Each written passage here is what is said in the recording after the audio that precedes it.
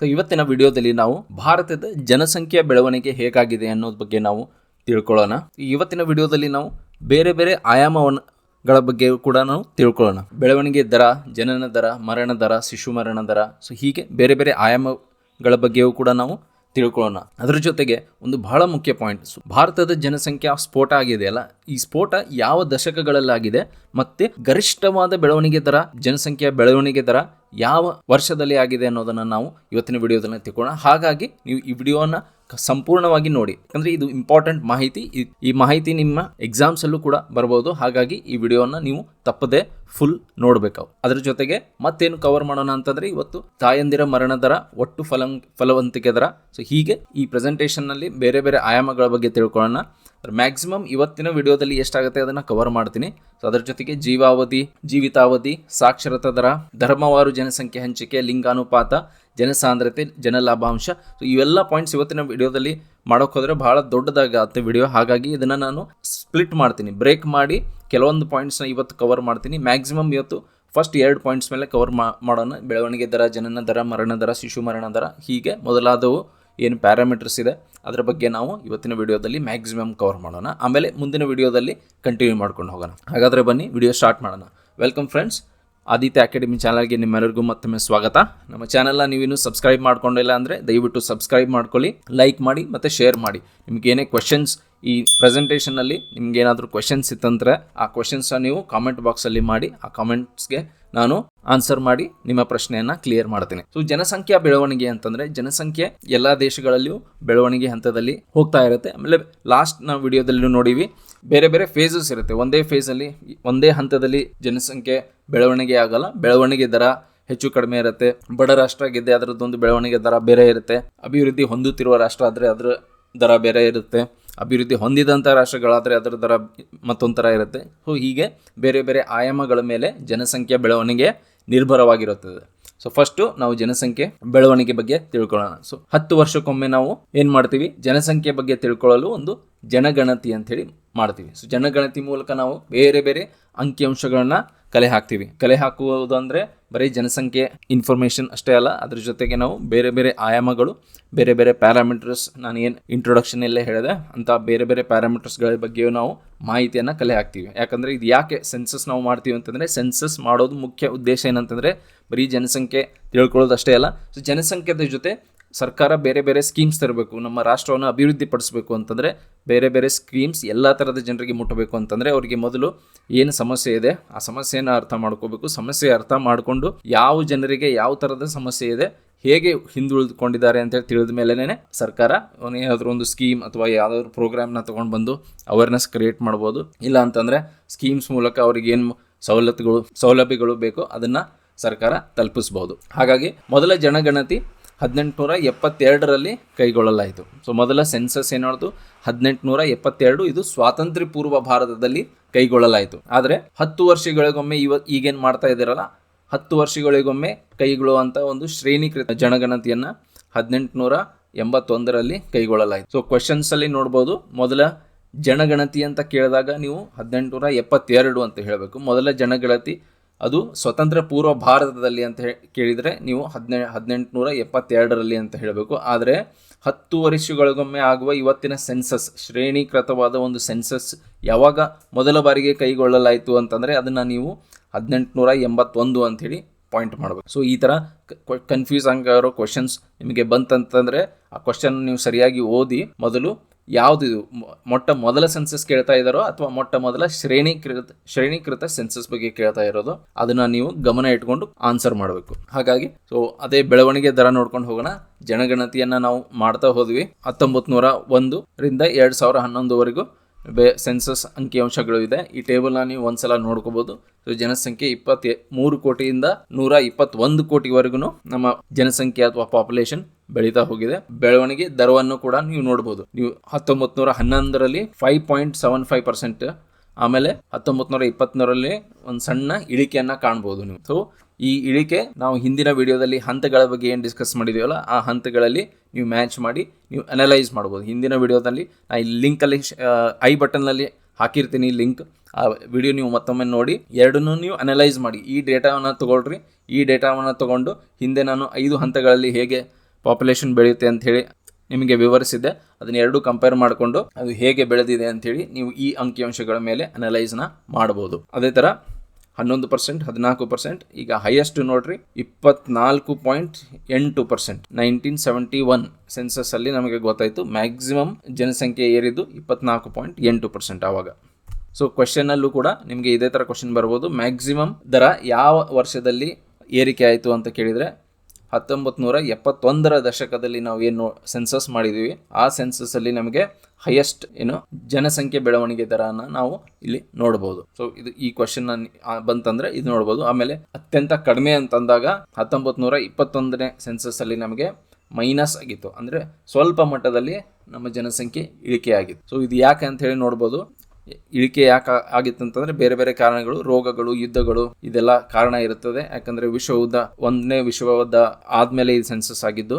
ಒಂದನೇ ವಿಶ್ವ ಯುದ್ಧ ಅದೊಂದು ಕಾರಣ ಅಂತಂದ್ರೆ, ಆಮೇಲೆ ಬೇರೆ ಬೇರೆ ತರದ ಸ್ಪ್ಯಾನಿಷ್ ಫ್ಲೂ, ಈ ತರ ಬೇರೆ ಬೇರೆ ರೋಗಗಳು ಕೂಡ ನಮ್ಮ ಸಮಾಜದಲ್ಲಿ ಬಂದಿದ್ವು ಆ ಟೈಮಲ್ಲಿ. ಹಾಗಾಗಿ ಅವಾಗ ನೀವು ಸ್ವಲ್ಪ ಮಟ್ಟದ ಇಳಿಕೆಯನ್ನ ಕೂಡ ನೋಡ್ಬೋದು. ಸೊ ನಮ್ಮ ಭಾರತದ, ನಾನು ಹಿಂದಿನ ವಿಡಿಯೋದಲ್ಲಿ ಹೇಳಿದ ಅದೇ ಹಂತಗಳನ್ನ ನಮ್ಮ ಭಾರತಕ್ಕೆ ನಾವು ಅನ್ವಯಿಸಿ ನೋಡಿದಾಗ, ಸೊ ಸ್ಥಿರವಾದ ಬೆಳವಣಿಗೆ ನಾವು ಮೊದಲ ಬಾರಿಗೆ 1921ರಲ್ಲಿ ನೋಡ್ತೀವಿ. ಅಲ್ಲಿವರೆಗೆ ಏನಾಗಿತ್ತು, ಭಾರತದಲ್ಲಿ ಜನಸಂಖ್ಯೆ ಸ್ಥಿರವಾಗಿತ್ತು. ಯಾಕಂತಂದ್ರೆ ಮರಣ ದರ ಮತ್ತು ಜನನ ದರ ಎರಡೂ ಸೇಮ್ ಇದ್ದಾಗ ಏನಾಗ್ತದೆ, ಜನಸಂಖ್ಯೆ ಸ್ಥಿರವಾಗಿ ಇರ್ತದೆ. ಸೊ 100 ಜನ ಇದ್ರಂದ್ರೆ 100 ಜನ ಇರ್ತದೆ. ಯಾಕಂದ್ರೆ 10 ಜನ ಹುಟ್ಕೊಂಡ್ರೆ 10 ಜನ ಮರಣವನ್ನು ಕೂಡ ಹೊಂದಿರ್ತಾರೆ. ಹಾಗೆ ನೀವು 100 ಜನ ಅದು ಪಾಪ್ಯುಲೇಷನ್ ಮೇಂಟೈನ್ ಆಗ್ತಾ ಬಂದರು. ಇದಕ್ಕೆ ಕಾರಣಗಳು ಯಾಕೆ ನಾವು ಸ್ಥಿರವಾಗಿತ್ತು ಆಗಿನ ಟೈಮಲ್ಲಿ ಅಂತಂದ್ರೆ, ಆಗಲೇ ಹೇಳಿದೆ, ಸಾಂಕ್ರಾಮಿಕ ರೋಗ, ಸ್ಪ್ಯಾನಿಷ್ ಫ್ಲೂ ಅಂತ ರೋಗಗಳು ಬಂದಿದ್ವು ಅವಾಗ ಭಾರತಕ್ಕೆ. ಸ್ಪ್ಯಾನಿಷ್ ಫ್ಲೂ ಅಂದ್ರೆ ಹೆಸರಲ್ಲೇ ಸ್ಪೇನ್ ದಿಂದ ಬಂದಿದ್ದು ಸ್ಪ್ಯಾನಿಷ್ ಫ್ಲೂ ಅಂತ ಕರೀತಾರೆ. ಸೊ ಇಂಗ್ಲೆಂಡ್ ಆ ಕಡೆ ಯುರೋಪಿಯನ್ ಕಂಟ್ರೀಸ್ ಇಂದ ನಮ್ಮ ದೇಶಕ್ಕೆ ಎಂಟ್ರಿ ಕೊಟ್ಟು ಬಹಳಷ್ಟು ಜನರಿಗೆ ಅದನ್ನು ಹರಡಿ ಸುಮಾರು ಸಾವು ನೋವುಗಳು ಆಗಿನ ಟೈಮಲ್ಲಿ ಆಗಿತ್ತು. ಆಮೇಲೆ ಪ್ರವಾಹ ಅಂತ ಪ್ರಕೃತಿ ವಿಕೋಪಗಳು ಬರ್ತಾ ಇತ್ತು. ಆಮೇಲೆ ಬರಗಾಲ, ಆಮೇಲೆ ಮರಣ, ಇವೆಲ್ಲ ಕಾರಣದಿಂದ ಮರಣ ಅಧಿಕವಾಗಿತ್ತು. ಸೊ ಮರಣ ಅಧಿಕವಾಗಿದ್ರೆ ನಮ್ಮ ಪಾಪ್ಯುಲೇಷನ್ ಅವಾಗ ಜನನ ದರ, ಮರಣ ದರ ಎರಡೂ ಅಧಿಕವಾಗಿದ್ದಾಗ ಏನಾಗುತ್ತೆ, ಜನಸಂಖ್ಯೆ ಸ್ಥಿರವಾಗಿರ್ತದೆ. ಅದೇ ಮುಂದಿನ ಹಂತದಲ್ಲಿ ಏನಾಗುತ್ತೆ, ಬೆಳವಣಿಗೆ ದರ. ಸೊ ಭಾರತಕ್ಕೆ ನಾವು ಬೆಳವಣಿಗೆ ದರ ಅಂತ ಯಾವಾಗ ಅಂತಂದ್ರೆ 21ರ ನಂತರ ಏನಾಯ್ತು, ಇವೆಲ್ಲ ಸಾಂಕ್ರಾಮಿಕ ರೋಗಗಳ ಕಾಯಿಲೆಗಳ ಎಲ್ಲ ಇದು ಕಡಿಮೆ ಆದ್ಮೇಲೆ 21ರ ನಂತರ ಭಾರತದಲ್ಲಿ ಜನಸಂಖ್ಯೆಗೆ ಹೆಚ್ಚಳವಾಗಕ್ಕೆ ಶುರುವಾಯಿತು. ಯಾಕಂತಂದ್ರೆ ಇದನ್ನ ನಾವು ಮಹಾ ಇಬ್ಬಾಗದ ವರ್ಷ ಅಂತಲೂ ಕರೀತಾರೆ. ಯಾಕಂತಂದ್ರೆ ಮಹಾ ಇಬ್ಬಾಗದ ವರ್ಷ ಮೊದಲ ಬಾರಿಗೆ ಇಲ್ಲಿ ಏನಾಯ್ತು, ಜನಸಂಖ್ಯೆ ಏರಿಕೆ ಆಯ್ತು. 21ರಿಂದ 51ರವರೆಗೆ ನಿಧಾನ ಗತಿಯಲ್ಲಿ ಹೆಚ್ಚಳ ಆಯ್ತಾ ಹೋಗುದು. ಯಾಕಂದ್ರೆ ಇನ್ನೂ ಎಲ್ಲಾ ತರದ ಸವಲತ್ತು ಬಂದಿರಲಿಲ್ಲ. ಆದರೆ ರೋಗಗಳು, ಪ್ರವಾಹಗಳು ಇವೆಂಟ್ ಕಡಿಮೆ ಆಗಿದ್ರಿಂದ, ಯುದ್ಧಗಳು ಕೂಡ ಒಂದು ಹಂತಕ್ಕೆ ಕಡಿಮೆ ಆಗಿದ್ರಿಂದ ಜನಸಂಖ್ಯೆ ಏರಿಕೆ ಆಗ್ತಾ ಇತ್ತು. ಬಟ್ ಆರೋಗ್ಯ ಸೇವೆ, ಆರೋಗ್ಯ ಫೆಸಿಲಿಟೀಸ್ ಎಲ್ಲರಿಗೂ ಇನ್ನೂ ತಲುಪಿರಲಿಲ್ಲ. ಯಾಕಂದ್ರೆ ಇನ್ನೂ ಬ್ರಿಟಿಷರ ಆಡಳಿತದಲ್ಲಿದ್ವಿ. ಹಾಗಾಗಿ ಇವು ಆಲ್ಮೋಸ್ಟ್ ಝೀರೋ ಅಂತಾನೆ ಹೇಳ್ಬೋದು. ಆಗಿನ ಟೈಮಲ್ಲಿ ಆಸ್ಪತ್ರೆ ಸೇವೆಗಳು, ಆರೋಗ್ಯ ಸೇವೆಗಳು, ಆ ಥರ ಗೌರ್ಮೆಂಟ್ ಇಂದ ಯಾವುದೇ ಥರದ ಒಳ್ಳೆ ಸ್ಕೀಮ್ಸು ಅಂಥದ್ದು ಏನೂ ಬರ್ತಾ ಇರಲಿಲ್ಲ. ಹಾಗಾಗಿ ಮರಣ ದರ ಸ್ವಲ್ಪ ಜನನ ದರ ಕಂಪೇರ್ ಮಾಡಿದರೆ ಸ್ವಲ್ಪ ಕಡಿಮೆ ಆಗಿತ್ತು. ಆದರೆ ಓವರ್ ಆಲ್ ಸ್ವಲ್ಪ ಹೆಚ್ಚಾಗಿನೇ ಇತ್ತು. ಹಾಗಾಗಿ ನಿಧಾನಗತಿಯಲ್ಲಿ ನೀವು ಪಾಪ್ಯುಲೇಷನ್ನ ಏರಿಕೆಯನ್ನು ನೋಡ್ಬೋದು. ಆಮೇಲೆ ಮುಂದಿನ ವರ್ಷಗಳಲ್ಲಿ 51ರ ನಂತರ 51 ಅಂತಲೇ ಅಷ್ಟೊತ್ತಿಗೆ ನಮ್ಮ ಭಾರತಕ್ಕೆ ಸ್ವಾತಂತ್ರ್ಯ ಬಂದಿತ್ತು. ಸೊ ಸ್ವಾತಂತ್ರ್ಯ ಬಂದಿತ್ತು 1947 ಆದಮೇಲೆ.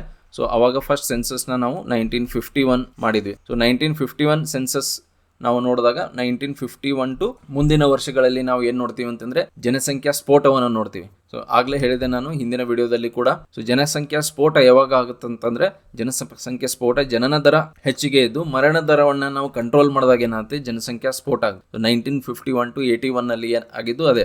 ಸೊ ಸರ್ಕಾರ ಬಂದಿತ್ತು, ಅವಾಗ ಸ್ಥಿರವಾದ ಸರ್ಕಾರ ಬಂದಿತ್ತು. ಸ್ವಾತಂತ್ರ್ಯದ ನಂತರ ಸ್ಥಿರವಾದ ಸರ್ಕಾರಗಳು ಏನು ಮಾಡೋದು, ಅದನ್ನು ಬಡತನ ನಿರ್ಮೂಲನೆಗೆ, ಆರೋಗ್ಯ ಸೇವೆ ಇಂಪ್ರೂವ್ ಮಾಡೋಕ್ಕೆ, ಶಿಕ್ಷಣ ಇಂಪ್ರೂವ್ ಮಾಡೋಕ್ಕೆ, ಎಜುಕೇಷನ್ ಫೆಸಿಲಿಟೀಸು, ಹಾಸ್ಪಿಟಲ್ ಸರ್ವಿಸಸ್ಸು, ಆಮೇಲೆ ಬೇರೆ ಬೇರೆ ಥರದ ಸವಲತ್ತುಗಳನ್ನು ಸರ್ಕಾರ ಒಂದು ಸ್ಥಿರವಾಗಿ ಬಂದ ಮೇಲೆ ಪೌಷ್ಟಿಕಾಂಶದ ಕೊರತೆಯನ್ನು ನೀಗಿಸಲು, ಹೀಗೆ ಬೇರೆ ಬೇರೆ ಎಲ್ಲ ಸಮಸ್ಯೆಗಳನ್ನು ಪರಿಹಾರ ಮಾಡೋಕ್ಕೆ ಒಂದು ಸ್ಥಿರವಾದ ಸರ್ಕಾರ ಬಂದ ಮೇಲೆ ಕೆಲವೊಂದು ಪ್ರೋಗ್ರಾಮ್ಸ್ನ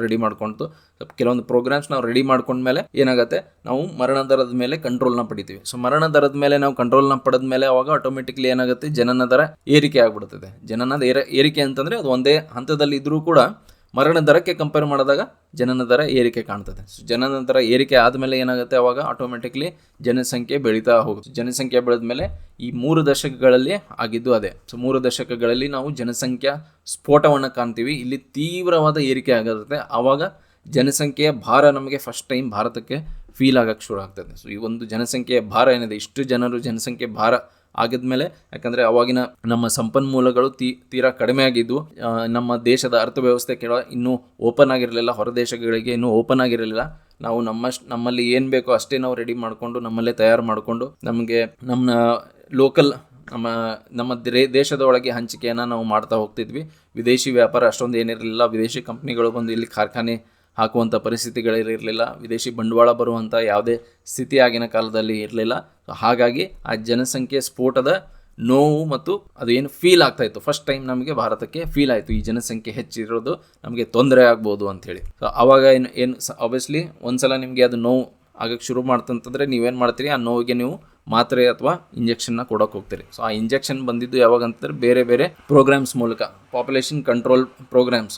ಸೊ 1970s ಅಲ್ಲಿ ಇಂದಿರಾ ಗಾಂಧಿ ಅವರ ಸರ್ಕಾರ ಏನಿತ್ತು, ಆ ಸರ್ಕಾರದಲ್ಲಿ 5 ವರ್ಷಕ್ಕೆ ಪ್ಲ್ಯಾನಿಂಗ್ ಕಮಿಷನ್ ಮಾಡೋದಾಯಿತು. ಸೊ ಆವಾಗ ಪ್ಲ್ಯಾನಿಂಗ್ ಕಮಿಷನ್ಲಿ ಪಾಪ್ಯುಲೇಷನ್ ಮೇಲೆ, ಜನಸಂಖ್ಯೆ ಮೇಲೆ ನಿಯಂತ್ರಣ ಪಡೆದುಕೊಳ್ಳೋದು ಒಂದು ಮುಖ್ಯವಾದ ಗುರಿಯಾಗಿತ್ತು ಆಗಿನ ಟೈಮಲ್ಲಿ. ಸೊ ಹಾಗಾಗಿ ಎಲ್ಲ ಥರದ ಪಾಪ್ಯುಲೇಷನ್ ನಿಯಂತ್ರಣ ವಿಧಿವಿಧಾನಗಳನ್ನೇ ಅದನ್ನು ಜನರಿಗೆ ಅವೇರ್ನೆಸ್ ನೀಡಿಸಿ ಜನಸಂಖ್ಯೆ ಹತೋಟಿಯಲ್ಲಿ ತರೋಕ್ಕೆ ಸರ್ಕಾರದಿಂದ ಎಲ್ಲ ಥರದ ಪ್ರಯತ್ನ ನಡೀತಾ ಇತ್ತು. ಹಾಗಾಗಿ 1981ನೇ ಸೆನ್ಸಸ್ ನಾವು ಮಾಡಿದಾಗ ಅದರ ನಂತರ ಏನು ನಾವು ಬೆಳವಣಿಗೆ ನೋಡ್ತಾ ಇದ್ವಿ, ಆ ಬೆಳವಣಿಗೆಯಲ್ಲಿ ಅಲ್ಪ ಇಳಿಕೆ ಕಾಣಿಸ್ತದೆ. ಯಾಕಂತಂದರೆ ನಾವು ಅವೇರ್ನೆಸ್ನ ತೊಗೊಂಡು ಬಂದಿರ್ತೀವಿ. ಫ್ಯಾಮಿಲಿ ಪ್ಲ್ಯಾನಿಂಗ್, ಆಮೇಲೆ ಜನಸಂಖ್ಯೆ ಏರೋದ್ರಿಂದ ನಿಮ್ಮ ಫ್ಯಾಮ್ಲಿಗೆ ಅಷ್ಟೇ ಸಮಸ್ಯೆ ಅಲ್ಲ, ದೇಶಕ್ಕೂ ಏನು ಸಮಸ್ಯೆ ಆಗುತ್ತದೆ, ಸಂಪನ್ಮೂಲಗಳು ಲಿಮಿಟೆಡ್ ಇರೋದನ್ನು ಎಲ್ಲರಿಗೂ ಸಮಾನವಾಗಿ ಹಂಚಿಕೆ ಆಗೋದಿಲ್ಲ ಅಂಥೇಳಿ ಇದೆಲ್ಲ ಅವೇರ್ನೆಸ್ ತಂದ ಮೇಲೆ, ಜಾಗೃತಿ ಮೂಡಿಸಿದ ಮೇಲೆ ಆವಾಗ ನೀವು ಅಲ್ಪ ಪ್ರಮಾಣದ ಇಳಿಕೆಯನ್ನು ನೋಡ್ಬೋದು. ಅದು ಆ ಪ್ರಮಾಣ ಇಳಿಕೆ ಎಷ್ಟು ಬೇಕೋ ಅಷ್ಟು ಆಗಿರಲಿಲ್ಲ. ಯಾಕಂತಂದರೆ ಭಾರತ ಇನ್ನೂ ಬಡ ರಾಷ್ಟ್ರ ಆಗಿತ್ತು, ಇನ್ನು ಏಳಿಗೆ ಹೊಂದುತ್ತಿರುವಂಥ ರಾಷ್ಟ್ರ ಇತ್ತು. ಏಳಿಗೆ ಪ್ರಮಾಣ ತೀವ್ರ ಕಡಿಮೆ ಆಗಿತ್ತು. 2-4% ನಮ್ಮ ಏಳಿಗೆ ಇರ್ತಾಯಿತ್ತು. 4% ಮ್ಯಾಕ್ಸಿಮಮ್ ಅದು 4% ಯಾವಾಗ ಮುಟ್ಟಿದ್ದೀವಿ ಭಾಳ ಕಡಿಮೆ ಇದರಲ್ಲಿ ನಾವು 4% ಮುಟ್ಟಿದ್ದೀವಿ. ಅದು ಹೆಚ್ಚು ಕಡಿಮೆ 2-3.5% ಅಷ್ಟೇ ನಮ್ಮ ಬೆಳವಣಿಗೆ ಆಗಿನ ಕಾಲದಲ್ಲಿ ಇರ್ತಾಯಿತ್ತು. ಆದರೆ ನಾವು 1991 ಆದಮೇಲೆ ನಾವು ಓಪನ್ ಅಪ್ ಆದ್ವಿ, ನಮ್ಮ ಎಕನಾಮಿ ಓಪನ್ ಆಯಿತು. ಸೊ ಇದೆಲ್ಲ ಓಪನ್ ಆದಮೇಲೆ 2001ರಲ್ಲಿ ನಾವು ಮತ್ತೆ ಸೆನ್ಸಸ್ ಮಾಡ್ತೀವಿ. ಸೊ 2001ರಲ್ಲಿ ನಾವು ಸೆನ್ಸಸ್ ಮಾಡಿದಾಗ ನಮ್ಮ ಏರಿಕೆ ದರ ಏನಾಯಿತು, 21.5%ಗೆ ನಾವು ಏರಿಕೆ ದರ ಬಂದಿತ್ತು. ಅದಾದಮೇಲೆ 2011ಕ್ಕೆ ನಮ್ಮ ಲಾಸ್ಟ್ ಸೆನ್ಸಸ್ ಏನಾಗಿದೆ, ಆ 2011ರಲ್ಲಿ ನೋಡಿದಾಗ ಅದು 17.7ಕ್ಕೆ ನಮ್ಮ ಜನನ ದರ ಇಳಿಕೆ ಆಗಿದೆ. ಸೊ ಇದೇ ಥರ ನೀವು ಹಿಂದಿನ ಟೇಬಲಲ್ಲಿ ನೋಡಬೇಕಾದ್ರೆ ಈ ಟೇಬಲಲ್ಲಿ ನೋಡ್ರಿ ಏರಿಕೆ ದರ ನೋಡ್ರಿ 23 ಇತ್ತು ಯಾವಾಗ 1991ರಲ್ಲಿ. 91ರಿಂದ 2001 ಅಂದರೆ ಅರ್ಬನೈಸೇಷನ್ ಆಗಕ್ಕೆ ಶುರು ಆಯಿತು. ನಗರೀಕರಣ ಅಂತಂದರೆ ಫ್ಯಾಕ್ಟ್ರೀಸು ಇದೆಲ್ಲ ನಗರಗಳಲ್ಲಿ ಸೆಟಪ್ ಆದಮೇಲೆ ಗ್ರಾಮೀಣ ಪ್ರದೇಶದಿಂದ ನಗರಕ್ಕೆ ಉದ್ಯೋಗ ಹುಡ್ಕೊಂಡು ಸಾಕಷ್ಟು ಜನರು ಬರ್ತಾಯಿದ್ರು. ಹಾಗಾಗಿ ಒಂದ್ಸಲ ನೀವು ನಗರೀಕರಣ ಆಗಕ್ಕೆ ಶುರು ಆದಮೇಲೆ ಫ್ಯಾಮಿಲಿ ಪ್ಲ್ಯಾನಿಂಗ್ ಆಟೋಮೆಟಿಕ್ ಯಾಕಂತಂದರೆ ನಿಮಗೊಂದ್ಸಲ ಕೈಗೆ ಸಂಬಳ ಬಂದ್ಕೊಳ್ಳೆ ಅವಾಗ ಲಿಮಿಟೆಡ್ ಇರ್ತದೆ ನಮ್ಮ ಹತ್ರ ಸಂಬಳ. ಅದರಲ್ಲಿ ನೀವು ಮನೆಯೂ ನಡೆಸ್ಕೋಬೇಕು, ನಿಮ್ಮ ಬೇರೆ ಬೇರೆ ಏನು ಖರ್ಚು ವೆಚ್ಚಗಳು ಅದನ್ನು ಕೂಡ ನಡೆಸ್ಕೋಬೇಕು, ಜೊತೆಗೆ ಮಕ್ಕಳನ್ನು ಸಾಕಬೇಕು. ಸೊ ಇವೆಲ್ಲ ಪ್ರಾಬ್ಲಮ್ ಆಗ್ತದೆ ಅಂಥೇಳಿ ಆಟೋಮೆಟಿಕ್ಕಾಗಿ ಜನರು ಏನು ಮಾಡ್ತಾರೆ, ಜಾಸ್ತಿ ಮಕ್ಕಳು ಮಾಡ್ಕೊಳ್ಳೋದು ಬೇಡ, ಒಬ್ಬರು ಇಲ್ಲ ಇಬ್ಬರು ಇಲ್ಲ 3 ಜನ, ಆಗಿನ ಕಾಲದಲ್ಲಿ 2 ಇಲ್ಲ 3 ಜನ ಮಾಡಿ ನಾವು ಅಲ್ಲಿಗೆ ಸಾಕು. ದೊಡ್ಡ ಫ್ಯಾಮಿಲಿ ಆದಷ್ಟು ನಮಗೆ ಅದು ಹೊರೆ ಆಗ್ತದೆ ಕುಟುಂಬದ ಮೇಲೆ ಅಂಥೇಳಿ ಅರ್ಥ ಮಾಡಿಕೊಂಡು ನಗರೀಕರಣದ ಶುರು ಆದಮೇಲೆ ಏನಾಗುತ್ತೆ ಅಂತಂದರೆ ಆಟೋಮೆಟಿಕ್ಲಿ ಪಾಪ್ಯುಲೇಷನ್ ಗ್ರೋತ್ ಮೇಲೆನೂ ಕೂಡ ನಾವು ಕಂಟ್ರೋಲ್ನ ಪಡೀತೀವಿ. ಸೊ ಅದೇ ನಗರೀಕರಣ ಮುಂದುವರೆದಿದ್ದಕ್ಕೆ ಲಾಸ್ಟ್ ಸೆನ್ಸಸ್ಸಲ್ಲಿ ಕೂಡ ನಾವು ನೋಡ್ಬೋದು 17.7% ದರಕ್ಕೆ ನಾವು ಇಳಿಕೆಯನ್ನು ಕಂಡಿದ್ದೀವಿ. ಸೊ ಇಲ್ಲಿ ನೋಡ್ಬೋದು 51 ಆದಮೇಲೆ ಇಲ್ಲಿ ಯಾಕಂತಂದರೆ ಇನ್ನು ಭಾರತ ಜಸ್ಟ್ ಇಂಡಿಪೆಂಡೆನ್ಸ್ನ ಪಡ್ಕೊಂಡಿತ್ತು. ಸೊ ಇನ್ನೂ ಮರಣ ದರ ಜಾಸ್ತಿ ಇರೋದ್ರಿಂದ ಈ ಸೆನ್ಸಸ್ಸಲ್ಲಿ ಕೂಡ ಸ್ವಲ್ಪ ಇಳಿಕೆಯನ್ನು ಕಾಣ್ತೀವಿ. ಬಟ್ ಒಂದ್ಸಲ ನಾವು ಮರಣ ದರದ ಮೇಲೆ ಹತೋಟಿ ತೊಗೊಂಡ್ಮೇಲೆ ಜನನ ದರ ಕಂಟಿನ್ಯೂ ಅದೇ ಥರ ಇರೋದ್ರಿಂದ ಪಾಪ್ಯುಲೇಷನ್ ಇನ್ಕ್ರಿಮೆಂಟನ್ನು ನಾವು ಭಾಳ ನೋಡ್ತೀವಿ. 71ರಲ್ಲಿ ನೋಟ್ ಮಾಡ್ಕೊಳ್ಳಿ, 71ರಲ್ಲಿ ನಾವು ಹೈಯೆಸ್ಟ್ ಇನ್ಕ್ರಿಮೆಂಟ್ ನೋಡಿದ್ದೀವಿ 24.8%. ಆಮೇಲೆ ಸ್ಲೋಲಿ ನಾವು ದರದ ಮೇಲೆ ಸ್ವಲ್ಪ ಕಂಟ್ರೋಲ್ ತೊಗೊಳ್ಳೋಕ್ಕೆ ಶುರು ಮಾಡ್ತೀವಿ ಆವಾಗ. ಯಾಕಂದರೆ ಫ್ಯಾಮಿಲಿ ಪ್ಲ್ಯಾನಿಂಗ್ ಪ್ರೋಗ್ರಾಮ್ಸ್ನ ಎಲ್ಲ ಅವೇರ್ನೆಸ್ ತಂದಮೇಲೆ, ಸೊ ಅವೇರ್ನೆಸ್ ತಂದಮೇಲೆ ಜನನ ದರ ಅಲ್ಪ ಪ್ರಮಾಣದ ಇಳಿಕೆ ನಾವು 81ರಲ್ಲಿ ನೋಡ್ತೀವಿ. ಆಮೇಲೆ ಸ್ವಲ್ಪ 1-1.5% ಪ್ರಮಾಣವನ್ನು ನಾವು 91ರಲ್ಲಿ ನೋಡ್ತೀವಿ. ಅದಾದಮೇಲೆ ದೊಡ್ಡ ಇಳಿಕೆ ಪ್ರಮಾಣ ನಮಗೆ ಒಂದ್ಸಲ ನಗರೀಕರಣ ಶುರು ಆದಮೇಲೆ ನಾವು ನೋಡ್ಬೋದು. ನೀವು ಎಷ್ಟೇ ಫ್ಯಾಮಿಲಿ ಪ್ಲ್ಯಾನಿಂಗ್ ಬಗ್ಗೆ ಹೇಳಿದ್ರೂ ನೀವು ಅರ್ಬನೈಸೇಷನ್ ಮಾಡಲಿಲ್ಲ ಅಂತಂದರೆ ಅವಾಗ ಏನಾಗುತ್ತೆ ಅಂತಂದರೆ ಫ್ಯಾಮಿಲಿ ಪ್ಲಾನಿಂಗ್ 100% ಆಗಿ ಸಕ್ಸಸ್ಫುಲ್ ಆಗಲ್ಲ. ಯಾಕಂದ್ರೆ ರೂರಲ್ ಸೈಡ್ ಅಲ್ಲಿ ಏನಿರ್ತದೆ, ನಿಮಗೆ ರೆಸ್ಟ್ರಿಕ್ಷನ್ಸ್ ಇರೋದಿಲ್ಲ. ಅದೇ ನೀವು ಅರ್ಬನ್ ಸೈಡ್ ಬಂದ್ರೆ, ನಗರ ಪ್ರದೇಶಗಳಲ್ಲಿ ಬಂತಂದ್ರೆ ನಿಮಗೆ ರೆಸ್ಟ್ರಿಕ್ಷನ್ಸ್ ಸುಮಾರು ಇರ್ತವೆ. ಯಾಕಂದ್ರೆ ನಿಮಗೆ ದೊಡ್ಡ ಮನೆ ಸಿಗೋದಿಲ್ಲ, ಜಾಗ ಎಲ್ಲಿ ಬೇಕಂದ್ರೆ ನಿಮ್ಗೆ ದೊಡ್ಡದಾಗಿ ಜಾಗ ಸಿಗೋದಿಲ್ಲ. ಹಾಗಾಗಿ ನಿಮ್ಮ ದೊಡ್ಡ ಕುಟುಂಬ ಆದರೆ ಅವರಿಗೆ ಇರೋಕೆ ವ್ಯವಸ್ಥೆ ಇರೋದಿಲ್ಲ. ಆದರೆ ಅದೇ ಗ್ರಾಮೀಣ ಪ್ರದೇಶದಲ್ಲಿ ಏನಾಗುತ್ತೆ, ನಿಮ್ಗೆ ಒಂದು ಎಕರೆ ಹೊಲ ಇರ್ತದೆ, ಅಲ್ಲಿ ನೀವು ಮನೆ ಬೇಕಂದ್ರೆ ಒಂದು 2-3 ಎಕ್ಸ್ಟ್ರಾ ಗುಡ್ಸ್ ಎಲ್ಲ ಕಟ್ಕೊಂಡು ನಿಮಗೆ ದೊಡ್ಡ ಫ್ಯಾಮಿಲಿ ಇರೋಕೆ ಎಲ್ಲ ಒಂದು ಮನೆ ಕಟ್ಸ್ಕೊಳಕ್ಕಾಗಲಿ, ಒಂದು ಗುಡ್ಸ್ಲ ಕಟ್ಕೊಳ್ಳೋಕ್ಕಾಗಲಿ ಅವಕಾಶ ಇರ್ತದೆ. ಬಟ್ ನಗರದಲ್ಲಿ ಆ ಥರ ಇರೋದಿಲ್ಲ. ನೀವು ಗುಡಿಸ್ಲ ಕಟ್ಕೊಂಡು ನಗರದಲ್ಲಿ ಇರ್ತೀರಂತಂದರೆ ಸಣ್ಣ ಪ್ರದೇಶ ಸಿಗ್ತದೆ, ಸಣ್ಣ ಜಾಗ ಸಿಗ್ತದೆ, ಸಣ್ಣ ಜಾಗದಲ್ಲೇ ನೀವು ಎಲ್ಲ ಮಾಡಬೇಕಾಗತ್ತೆ. ಹಾಗಾಗಿ ಆಟೋಮೆಟಿಕ್ ಆಗಿ ಜನರು ಏನು ಮಾಡ್ತಾರೆ, ಅವಾಗ ಪಾಪ್ಯುಲೇಷನ್ ಮೇಲೆ ಕಂಟ್ರೋಲ್ ತೊಗೊಂಡು ಬರ್ತಾರೆ. ಸೊ ಹಾಗಾಗಿ ನಗರೀಕರಣ ಒಂದು ಮುಖ್ಯ ಕಾರಣ ಆಗ್ತದೆ ನಿಮ್ಮ ಜನಸಂಖ್ಯೆ ಮೇಲೆ ನಿಯಂತ್ರಣವನ್ನು ಪಡೆಯೋದಕ್ಕೆ. ಸೊ ಮತ್ತಿನ ನಮ್ಮ ಇದೇ ಸ್ಲೈಡ್ಗೆ ಬರೋಣ. ಸೊ ಇಳಿಕೆಯಾಗಿದ್ದನ್ನು ನೋಡಿದ್ವಿ. ನಮ್ಮ ಹಂತ ನೋಡಿ ಹೇಗಾಗಿದೆ, ಸ್ಥಿರವಾಗಿ ಇತ್ತು. ಬೆಳವಣಿಗೆ ಮತ್ತು ಮರಣ ದರ ಎರಡೂ ಸೇಮ್ ಇರೋದ್ರಿಂದ ಸ್ಥಿರವಾಗಿತ್ತು. ಆಮೇಲೆ ಬೆಳವಣಿಗೆಯನ್ನು ಕಾಣ್ತೀವಿ, ಆಮೇಲೆ ಜನಸಂಖ್ಯಾ ಸ್ಫೋಟವನ್ನು ಕಾಣ್ತೀವಿ. ಜನಸಂಖ್ಯಾ ಸ್ಫೋಟ ಆದಮೇಲೆ ಈ ಗೌರ್ಮೆಂಟ್ ಎಲ್ಲ ಥರದ ಪ್ರಯತ್ನ ಮಾಡಿದ್ರು ನಮ್ಗೆ ಏನಾಗುತ್ತೆ, ಬಹಳ ಅಲ್ಪ ಪ್ರಮಾಣದ ಜಸ್ಟ್ 0.5% ಇಳಿಕೆಯನ್ನು ನಾವು ಕಾಣ್ತೀವಿ. ಅದಾದಮೇಲೆ ಒಂದ್ಸಲ 99 ಆದಮೇಲೆ ಎಕನಾಮಿ ಓಪನ್ ಅಪ್ ಆದಮೇಲೆ ನಗರೀಕರಣ ಏನು ಜಾಸ್ತಿ ಆಗುತ್ತಲ್ಲ, ನಗರೀಕರಣ ಜಾಸ್ತಿ ಆದಮೇಲೆ ಆವಾಗ 1-1.5% ಇಳಿಕೆಯನ್ನು ಕಾಣ್ತೀವಿ. ಅದೇ ನಗರೀಕರಣ ಮತ್ತೆ ಇನ್ನೊಂದು 10 ವರ್ಷ, ಅಂದರೆ ನಗರೀಕರಣ ಒಂದೇ ಅಂತ ಹೇಳ್ತಾಯಿಲ್ಲ, ಅದ್ರ ಜೊತೆಗೆ ಶಿಕ್ಷಣ ವ್ಯವಸ್ಥೆಗಳು, ಆರೋಗ್ಯ ಸೇವೆಗಳು ಇದೆಲ್ಲನೂ ಸೇರಿಕೊಂಡು ಏನಾಗುತ್ತೆ, ಇಳಿಕೆಯಲ್ಲಿ ನಾವು ನೋಡ್ಬೋದು. ಅದು 17.7% ಅಂದರೆ ಆಲ್ಮೋಸ್ಟ್ ನಾವು 3% ಇಳಿಕೆಯನ್ನು ನಾವು ಲಾಸ್ಟ್ ಸೆನ್ಸಸ್ಸಲ್ಲಿ ನೋಡಿದ್ವಿ. ಸೊ ಅದನ್ನೇ ಈಗ ನೆಕ್ಸ್ಟ್ ಬರೋ ಸೆನ್ಸಸ್ಸಲ್ಲಿ ನೋಡಿದರೆ ಆ ಇಳಿಕೆಯನ್ನು ನೀವು ಇನ್ನೂ ಕಡಿಮೆ ಆಗಿ ನೋಡ್ತೀವಿ. ಸೊ ಆಮೇಲೆ ನೈಸರ್ಗಿಕ ಬೆಳವಣಿಗೆ, ನಿರ್ದಿಷ್ಟ ಪ್ರದೇಶದಲ್ಲಿ ಏನಾಗುತ್ತೆ, ಜನನ ಮತ್ತು ಮರಣ ನಡುವಿನ ಅಂತರದಿನ ನೈಸರ್ಗಿಕವಾಗಿ ಬೆಳವಣಿಗೆಯನ್ನು ನೋಡ್ತೀವಿ. ನಿರ್ದಿಷ್ಟ ಪ್ರದೇಶಗಳಿಗೆ ಯಾಕಂತಂದರೆ, ಈಗ ಕೆಲವೊಂದು ಗ್ರಾಮೀಣ ಪ್ರದೇಶದಲ್ಲಿ ಹೋದರೆ ಏನಾಗುತ್ತೆ, ಜನನ ದರ ನೀವು ಅಷ್ಟಾಗಿ ಕಂಟ್ರೋಲ್ ಪಡ್ಕೊಂಡಿಲ್ಲ, ಆದರೆ ಮರಣ ದರದ ಮೇಲೆ ನೀವು ಕಂಟ್ರೋಲ್ನ ತೊಗೊಂಡಿದ್ರಿ. ಹಾಗಾಗಿ ಏನಾಗುತ್ತದೆ, ಕೆಲವೊಂದು ನಾರ್ತ್ ಈಸ್ಟರ್ನ್ ಸ್ಟೇಟ್ಸ್ ಇರ್ಬೋದು, ಮುಂದೆ ಇದು ಮಾಡಿದ್ರಿ. ನಾರ್ತ್ ಈಸ್ಟರ್ನ್ ಸ್ಟೇಟ್ಸ್, ನಾಗಾಲ್ಯಾಂಡ್ ಅಂತ ರಾಜ್ಯಗಳಲ್ಲಿ ಏನಾಗಿದೆ, ನೈಸರ್ಗಿಕವಾಗಿ ನೀವು ಬೆಳವಣಿಗೆಯನ್ನು ನೋಡ್ತೀರಿ. ಯಾಕಂದರೆ ನಾವು ಮರಣ ದರದ ಮೇಲೆ ಕಂಟ್ರೋಲ್ನ ತೊಗೊಂಡೀವಿ, ಬಟ್ ಜನನ ದರ ಅಲ್ಲಿ ಇನ್ನೂ ಹೆಚ್ಚಾಗಿಯೇ ಇದೆ. ಹಾಗಾಗಿ ನೈಸರ್ಗಿಕವಾಗಿ ಕೆಲವೊಂದು ಪ್ರದೇಶಗಳಲ್ಲಿ ನೀವು ಇನ್ನೂ ಕೂಡ ಬೆಳವಣಿಗೆಯನ್ನು ನೋಡ್ತೀರಿ. ಆಮೇಲೆ ನೈಜ ಬೆಳವಣಿಗೆ ಏನಂತಂದರೆ, ನೈಜ ಬೆಳವಣಿಗೆ ನೀವು ಕ್ಯಾಲ್ಕುಲೇಟ್ ಮಾಡಬೇಕು ಅಂತಂದರೆ, ಜನನ ಪ್ರಮಾಣ ನಿಮ್ಮ ರಾಜ್ಯದಲ್ಲಿ ಅಥವಾ ನಿಮ್ಮ ದೇಶದಲ್ಲಿ ಎಷ್ಟಿದೆ, ಆಮೇಲೆ ಮರಣ ಪ್ರಮಾಣ ಎಷ್ಟಿದೆ, ಅದನ್ನು ನೀವು ಮೈನಸ್ ಮಾಡ್ತೀರಿ. ಯಾಕಂತಂದರೆ 100 ಜನ ಹುಟ್ಟಿದರೆ ಆ 100 ಜನರಲ್ಲಿ 50 ಜನ ತೀರ್ಕೊಂಡಿದ್ರು ಅಂತಂದರೆ ಅದನ್ನು ಮರಣ ಪ್ರಮಾಣವನ್ನು ನೀವು ಮೈನಸ್ ಮಾಡ್ತೀರಿ. ಸೊ 100 - 50. ಆಮೇಲೆ ಒಳ ವಲಸೆ, ನಿಮ್ಮ ರಾಜ್ಯಕ್ಕೆ ಎಷ್ಟು ಜನ ಬೇರೆ ರಾಜ್ಯಗಳಿಂದ ವಲಸೆಗೆ ಬಂದಿದ್ದಾರೆ. ನಗರೀಕರಣ ಶುರು ಆದಮೇಲೆ ವಲಸೆ ಹೋಗೋದು ಬಹಳ ಕಾಮನ್. ಒಂದು ರಾಜ್ಯದಿಂದ ಇನ್ನೊಂದು ರಾಜ್ಯಕ್ಕೆ ವಲಸೆ ಹೋಗ್ತಾರೆ. ಸೊ ಮೊದಲು ಏನು ಮಾಡ್ತಿದ್ರು, ನಮ್ಮ ಕರ್ನಾಟಕ ರಾಜ್ಯದಲ್ಲಿ ಕೂಲಿ ಕೆಲಸಕ್ಕೆ ಬಾಂಬೆಗೆ ಅಥವಾ ಚೆನ್ನೈಗೆ, ದಿಲ್ಲಿಗೆ, ಬೇರೆ ಬೇರೆ ಊರುಗಳಿಗೆ, ನಗರದ ಮೆಟ್ರೋ ಸಿಟೀಸನ್ ಅಂತ ಇರೋದು ಬೆಂಗಳೂರು ಅಂದರೆ ನಮ್ಮ ರಾಜ್ಯದಲ್ಲೇ ಆಯಿತು. ಬಟ್ ಹೊರ ರಾಜ್ಯಗಳಿಗೆ ಅಂತಂದರೆ ಬಾಂಬೆಗೆ ಭಾಳಷ್ಟು ಜನ ಉತ್ತರ ಕರ್ನಾಟಕದಿಂದ ಗೋವಾ, ಬಾಂಬೆ ಇದಕ್ಕೆಲ್ಲ ಕೆಲಸಕ್ಕೆ ಅಂತ ಹೇಳಿ ಹೋಗ್ತಾಯಿದ್ರು. ಸೊ ಅದನ್ನು ಕೂಡ ಆಮೇಲೆ ಒಳವಲಸೆ ಎಷ್ಟಿದೆ ಅದನ್ನು ನೀವು ಆ್ಯಡ್ ಮಾಡ್ತೀರಿ. ಈ ಒಂದು 10 ಜನ ಒಳವಲಸೆ ಆಗಿದ್ರು ಅಂತಂದರೆ ಆ 10 ಜನ ನೀವು ಆ್ಯಡ್ ಮಾಡ್ತೀರಿ. ಹೊರವಲಸೆ ಅಂತಂದರೆ ಒಂದು 4 ಜನ ಹೊರಗಡೆ ಹೋಗಿದ್ದಾರೆ ಅಂತಂದರೆ ಅವ್ರನ್ನ ನೀವು ಮತ್ತೆ ಮೈನಸ್ ಮಾಡ್ತೀರಿ. ಸೊ ಈಗ ನೈಜ ಬೆಳವಣಿಗೆ ಎಷ್ಟಾಗುತ್ತೆ ಅಂತೇಳಿ ನಮ್ಗೆ ಇದ್ರ ಮೇಲೆ ಗೊತ್ತಾಗುತ್ತೆ. 100 - 50, 50 + 10, 60, 60 - 4, 56. ಸೊ 56 ನಿಮ್ಮ ನೈಜ ಬೆಳವಣಿಗೆ. ಜನನ ದರ 100 ಇದ್ರೂ ಕೂಡ ನಿಮ್ಮ ನೈಜ ಬೆಳವಣಿಗೆ ಎಷ್ಟು ಅಂತಂದರೆ ಬರೀ 56. ಸೊ ಕೊನೆಯ ಸೆನ್ಸಸ್ ಆಗಿದ್ದು 2011ರ ಸೆನ್ಸಸ್. ಸೊ ಇದನ್ನು ನಾವು 15ನೇ ಬೃಹತ್ ಜನಗಣತಿ ಅಂತ ಕರಿತೀವಿ. 15ನೇದು ಯಾವಾಗಿಂದ ಕ್ಯಾಲ್ಕುಲೇಟ್ ಮಾಡ್ತೀವಿ, ಸ್ವತಂತ್ರ ಪೂರ್ವದ ನಮ್ಮ ಜನಗಣತಿ ಏನಾಗಿತ್ತು ಅದರಿಂದ ನಾವು ಕ್ಯಾಲ್ಕುಲೇಟ್ ಮಾಡ್ತೀವಿ. ಸ್ವತಂತ್ರ ಪೂರ್ವದಿಂದ ನಾವು ಲೆಕ್ಕ ತಗೊಂಡ್ರೆ ನಾವು 15ನೇ ಬೃಹತ್ ಜನಗಣತಿ ಅಂತ ಹೇಳಿ ಕರಿತೀವಿ. ಆದರೆ ಸ್ವತಂತ್ರದ ಭಾರತದ ಎಷ್ಟನೇ ಜನಗಣತಿ ಅಂತಂದರೆ, ಸ್ವತಂತ್ರ ಭಾರತ ನಂತರ ಆಗಿದ್ದು ಮೊದಲ ಜನಗಣತಿ 51ರಿಂದ ನಾವು ಲೆಕ್ಕ ಹಾಕಿದಾಗ 7ನೇ ಜನಗಣತಿ 2011ರದ್ದು ಆಗುತ್ತೆ.